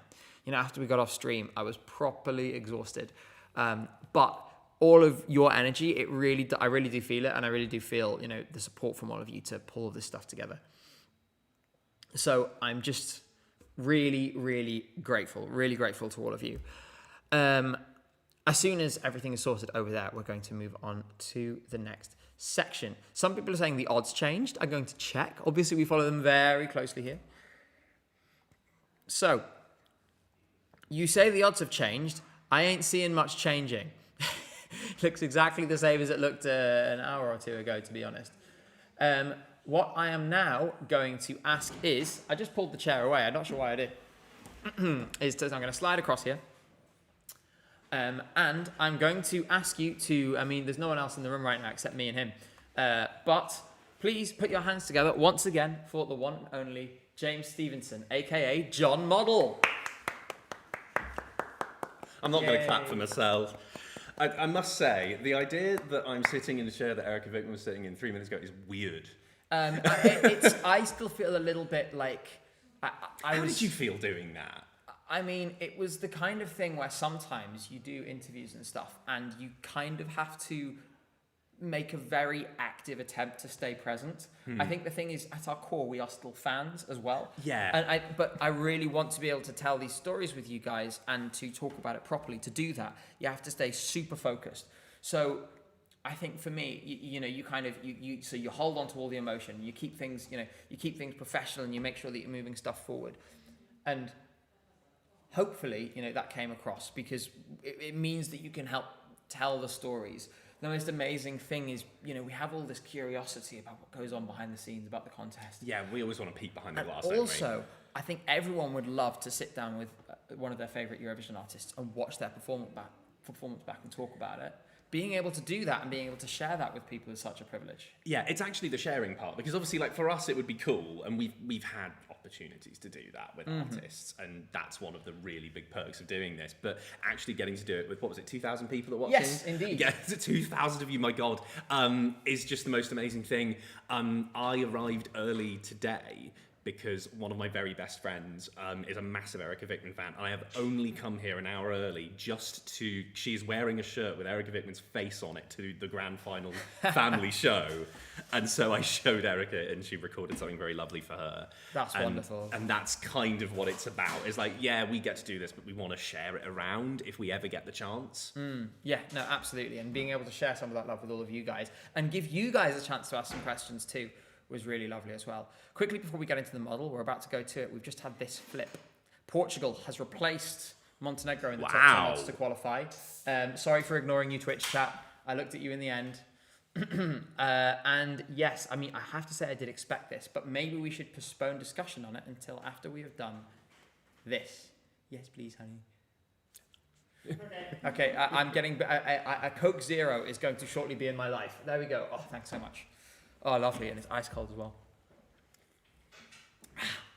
Excellent. So, James, you mentioned it before, but for those who were not joined before, can you explain what is going on here? Can you explain the model?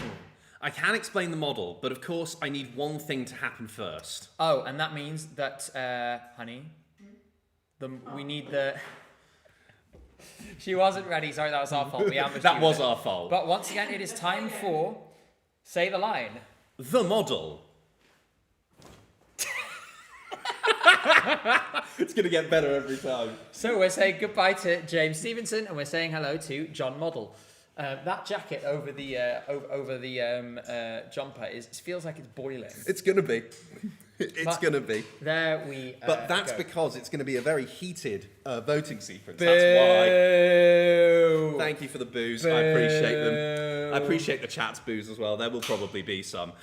So, for those of you who maybe don't know what we're about to do, this is a tool I run over at ESC Insight called The Model.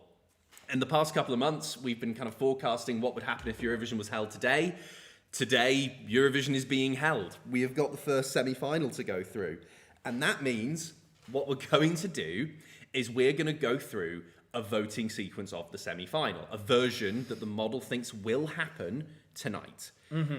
And, Gabe, you remember last year? Yes. When we were watching the semi-finals and they brought up 3 songs? Yes. At once? We're doing that. That will be fun, and it will help miss the fact that we didn't have it in the actual show. Yeah, I thought this was a really good thing. I'm surprised they didn't continue with this. Because everyone remembers the bit at the end of semi-final 1 where you had Azerbaijan, Portugal and Slovenia. Well, and it's bold to assume that anyone at ORF has watched any Eurovision other than 2015. Yeah, possibly.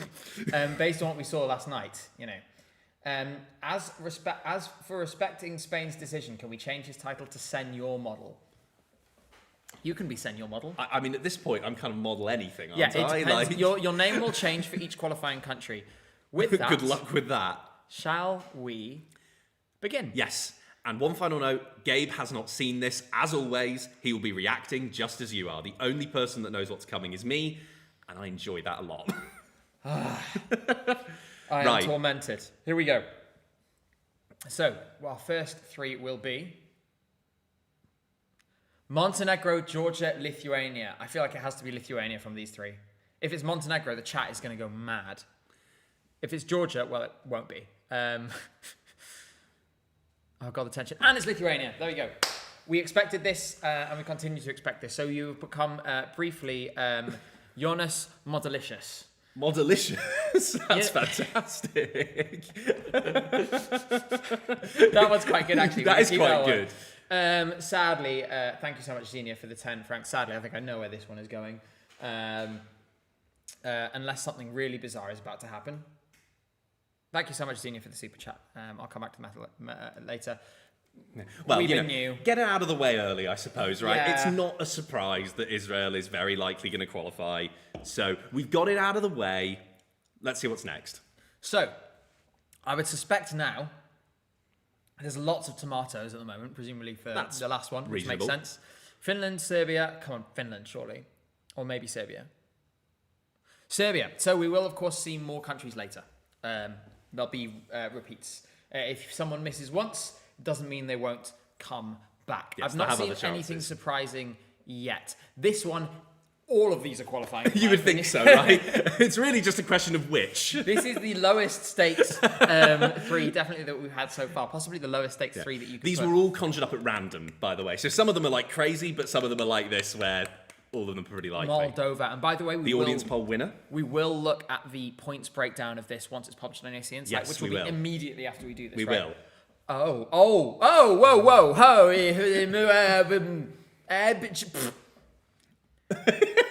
You're so good at being so surprised. You've really worked on your on-camera surprise. That's that. Poland.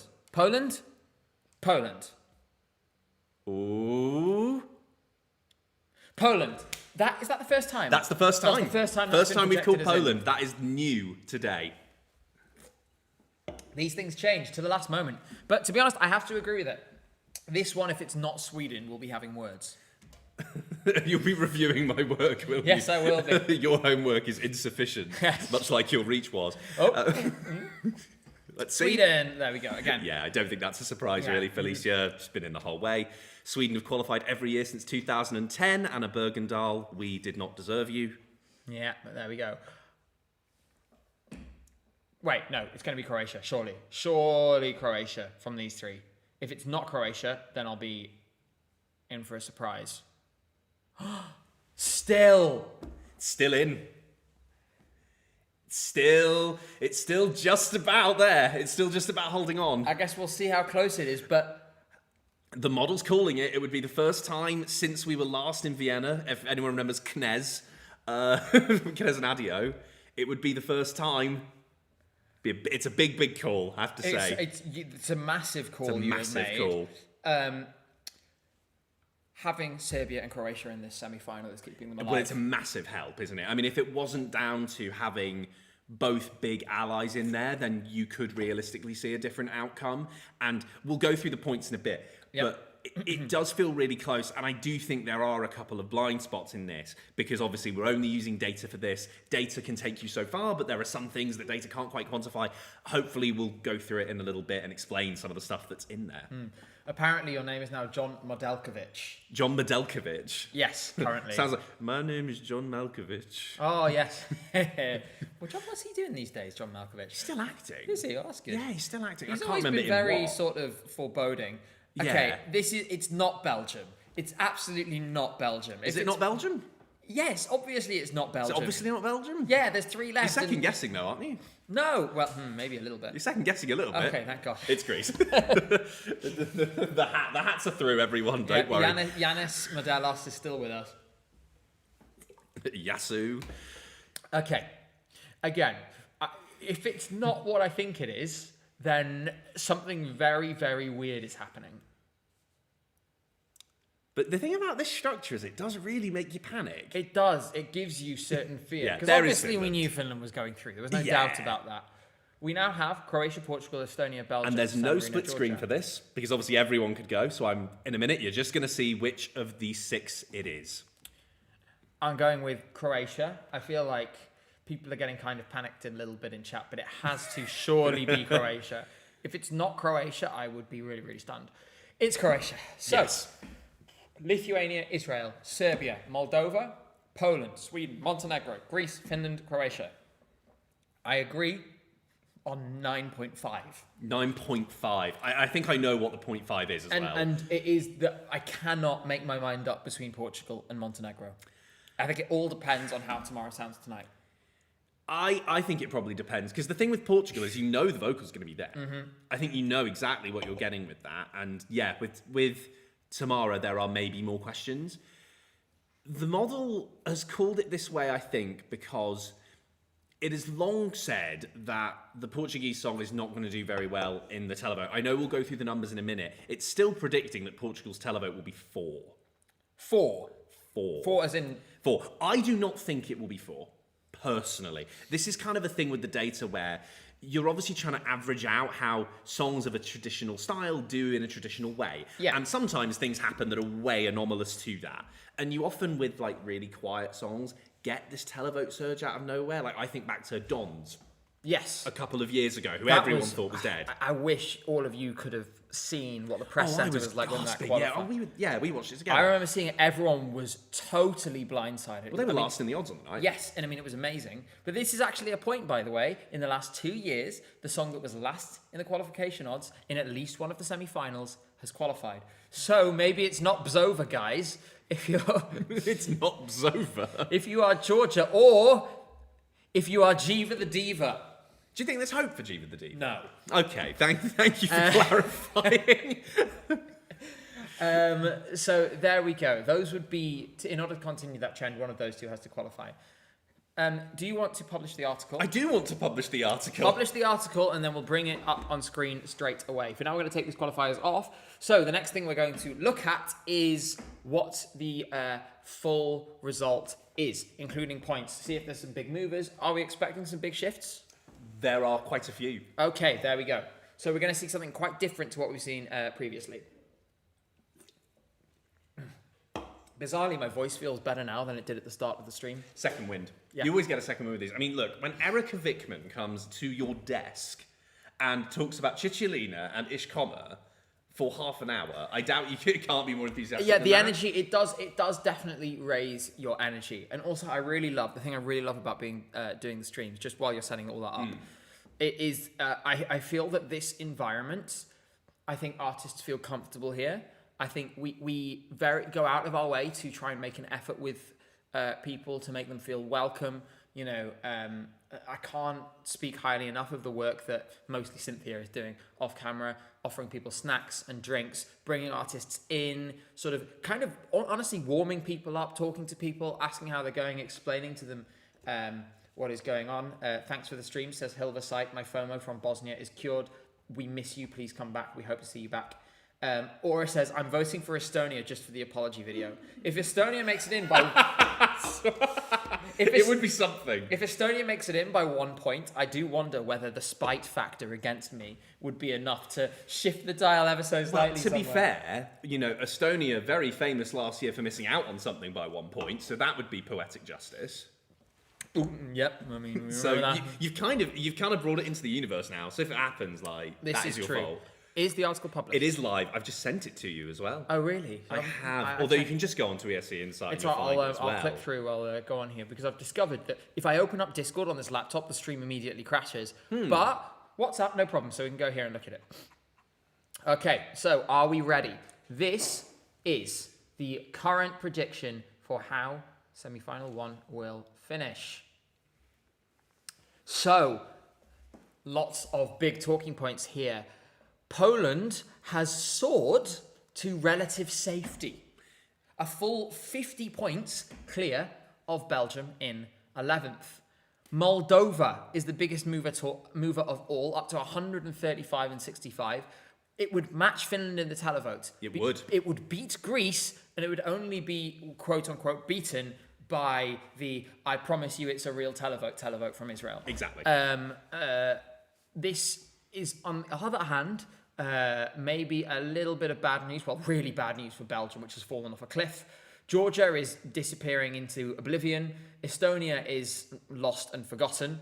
And Montenegro is clinging on. When you ran this, which of these things had you predicted would happen? Which surprised you? Obviously, Moldova going up. I mean, everyone would have seen when you announced the audience poll at midnight today, incredibly, the way the time goes. Yeah. I mean, that was like, we expected it to do well. Like, we expected it to be in the top 3 for sure. It was going to be in and around Finland and Greece. It was not even close. People were singing down the street. I would ask them, what was your favourite song? And instead of just going, like normal, Finland and stuff, it would be, Viva Moldova! And we'd start singing it. Everyone was going down the street singing it. There was like this surge of positivity around it. I mean, there were a few of us out there. Jay was out there. Ben Robertson, who runs the poll over at Insight, was out there. Tim as well. All just going nuts because we knew exactly what we were touching on. We were realising there was an earthquake going on. Yeah. Now, Moldova's only 4th here. There's 2 reasons for that. One, the audience poll's not perfect. So these are people we've polled that have all paid a ticket to go to the jury final, which means they've got some knowledge of Eurovision. That's not going to be the same, of course, for the vast majority of the viewing public. They will have better knowledge of really what the songs are as well. And while it was 3,000 people we polled, which is about a quarter of the audience, incredibly, that went, that is still only 3,000 people. So the model's been fair and given Moldova quite a boost, but it's not put it like way, way up for now. And also the jury thing is still a question mark with Moldova. It's not like Satoshi is a world-class vocalist. His is more about energy. That might affect him on the jury side. But 135 public vote points, that is tied with Leakin Hayton. Yeah. It's pretty extraordinary when you think about the... how far this has come. Like, think about where it was previously. One second, I'm just going to make it... counterintuitively, making it slightly smaller means that everyone can see all the details. Yeah, weirdly. I've kind of designed it to be... Well, it's all for social, isn't it? Yes. It's just gone live as well on social media, so I'm presuming everyone is tearing that apart as we talk. Well, probably, yes. Yeah. Usually, like I said, this is the Eurovision fandom's most beloved piece of rage bait. People either love it or they love to hate it, but everyone talks about it. I think the thing is that I want to know now with Moldova is what the response of everyone else is going to be when they see it on TV tonight. I think we'll know for sure if this is a nice story or becoming a bit of a fairy tale by the end of this evening. It feels to me, and I'm not saying it will do this, it reminds me of Rim Tim Taggy Dim 2 years ago. You think so? In vibe. It reminds me of this kind of swell of support that feels so organic and is rooted in the fact that you'll all watch the performance later. I promise you, your mouths are going to be beaming from ear to ear. This is like plain and simple euphoria watching these guys do this. There is a bit at the start, and actually, let me open that up. There are really good references to former Eurovision entries in this staging. I can count 2 or 3 that you will immediately spot and go, oh, that's fantastic. I'll even give you one now. Right at the start, we've got a steady cam operator with Satoshi, shaky cam, handheld off the side of the stage. And much like Damiano David did 5 years ago, he gets his hand out and says, come the fuck with me. That's great. I love that. We are going on stage. We are having a party. We are welcoming you to the Republic of Moldova. And then there are so many other things that people are going to enjoy about this. Like, it is just such a shot of energy. You know what? I do partly wonder, it's ironic, really, that the EBU loves this kind of phrase of, oh, Eurovision shows the world as it should be, not as how it is. When in fact, actually, Eurovision reflects the world as exactly how it is. This, in my opinion, does seem to... I wonder whether the audience looks for a certain mood, that's something that captures the zeitgeist, right? Is it... I do wonder whether it is the energy and the message of the song that has captured people in the right mood at the right time, given what's happening around the contest, what's happening around the world, that this is the thing that then cuts through like a knife. Well, doesn't it make sense that at the moment, like the discourse around Eurovision is around international politics, controversy, feeling as if we're not in control of the contest, that the voting system has gotten out of our control, that there are bad actors involved, that we're unable to police at the moment. And so you hear all of that, and then the first song you get, if you're watching tonight and you have doubts about the future of Eurovision, if you're not sure you should be watching, if you don't feel like it represents you or speaks for you, within a minute, you are going to watch Satoshi come out, and rather than talk about international things, it's just going to go, we are Moldova, we are having a party, this is who we are, this is what this is. And I have to say, on some level as well, I think it's special that this is coming from somebody who, because let's not forget this, I feel like it's been lost amid, you know, everything that's happened this season. When this song was released, the first thing Satoshi did was write essentially a manifesto about it on Instagram that was so political he had to delete it. And it closed with the statement, "I am against genocide." So there's no doubt about how he feels about this. No, absolutely not. And I think given that he's an artist who's bound by the code of conduct and something, obviously it's not something that we can ask. There's no doubt about how he feels about this.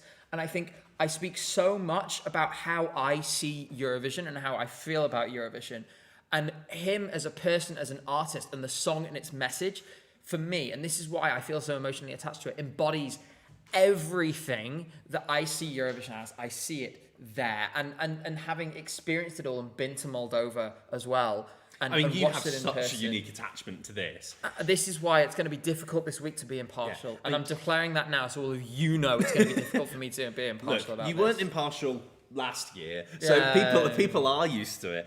I mean, the thing is, when we got the audience poll results, we all went back to the press room and we counted up the numbers. And I remember Jay and I were counting the numbers together, and you might not know this, but I said, I have to be in the room when Gabe sees these, because I knew that it was going to blow your head off. So, you know, we ran in here about 5 minutes before I was given like the all clear by audience poll god Ben himself to deliver you the results. And then we could just watch you slowly think, oh my God, this might be happening. I sat with it. I had it in front of me for like 4 or 5 minutes. And I was like, you cannot show any emotion. You cannot show any emotion. People cannot know what you are looking at. Because I knew every single person in the world, including me, was expecting to see a result like that for Greece.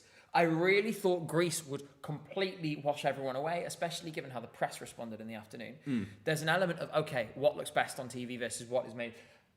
But yeah, I do think that is part of it. It was really quite something. And God knows what is going to happen tonight. I think there could be some very exciting movements in the odds by the time we get to 11 p.m. Oh, it's going to be nuts. The one limit of the model is I run it on the morning of, and that means we're not going to pick up the late movements in the day. Things could happen. I mean, the thing is, the model's never had a 10 out of 10. We've had so many nines. I am desperate for a 10. Part of me thinks Portugal might derail that. I just have this feeling about it that it's going to take 10th or something like that, or even higher, because it just feels like a song that will work for a certain crowd really well.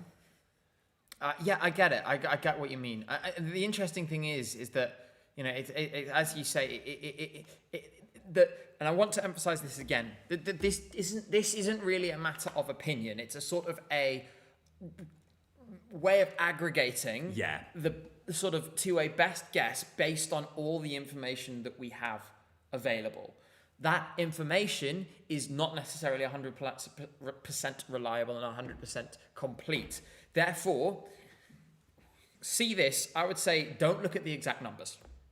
No, I wouldn't look at the exacts. I did a piece where I sort of said 2 places either side. If every single country was 2 places either side of where they finished compared to this, I'd be seriously happy. Yeah. And it has called, you know, for example, was it Czechia? It called the late swing away. Yeah, so I mean, in the first semi-final last year, we got a 9 out of 10. It was only Belgium and Portugal we missed, which is what everybody missed, in fairness. But we called Cyprus out on the day where it was like 9th in the odds. And I remember thinking when we put that out, that's going to be bold. But got it right. And then Czechia as well in the second semi-final with Adonis, who, I mean, that was a real shame because I really liked that song, but it just didn't work on stage in the way I think they wanted it to. Yeah, it didn't come together, and I think they'd all readily admit that. One more thing to point out, by the way, the Poland surges continue. They're now 8th in the odds. Everyone seems to have essentially decided they're safe. One of the good things when we do audience poll is you speak to people coming out of the arena, and most of them just will shout out who they want, but a lot of people will come up and stay by, and they really actually want to share why they voted for people, and that's really, really valuable for me because I want to know what the opinion is.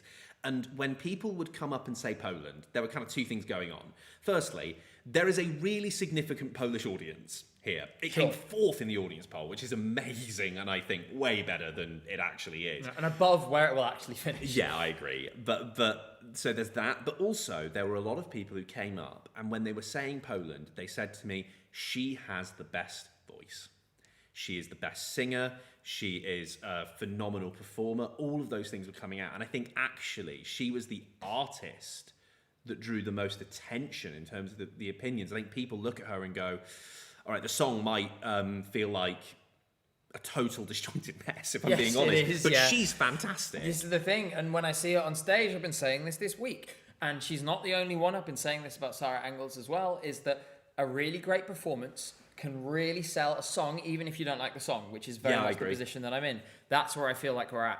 And she's convinced a lot of people, in my opinion. It's currently 20-4, and I think we've been going for almost 3 hours.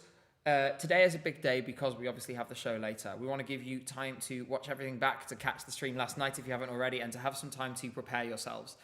For that reason, this is going to be where we wrap up for this afternoon, and indeed where we wrap up for the day. But just as a reminder, we had that big 9-hour stretch yesterday. We're going to be doing something similar tomorrow. 2 o'clock in the afternoon on Wednesday. That's the next day. That's tomorrow. That is tomorrow, We will be starting. We have a guest, and then we will have another later on that I'm just finally confirming. I will give you news on this in the morning when I'm sure that it's happening. For now, thank you so much. Thank you, Mr. Model. Please thank Atvara and Erika Vikman first before me. Thank you very much to Atvara and Erika Vikman for joining us. It was so fun to speak to them and talk about their experiences in the contest. We wish Atvara the best of luck, and we also look forward to seeing Erika on tour all over Europe this year. For now, thank you all so much for joining us, and we will see you again very, very soon. And enjoy watching Eurovision tonight. That too. Enjoy it. We'll see you tomorrow. Keep waving. Oh yeah. Keep waving. Keep waving.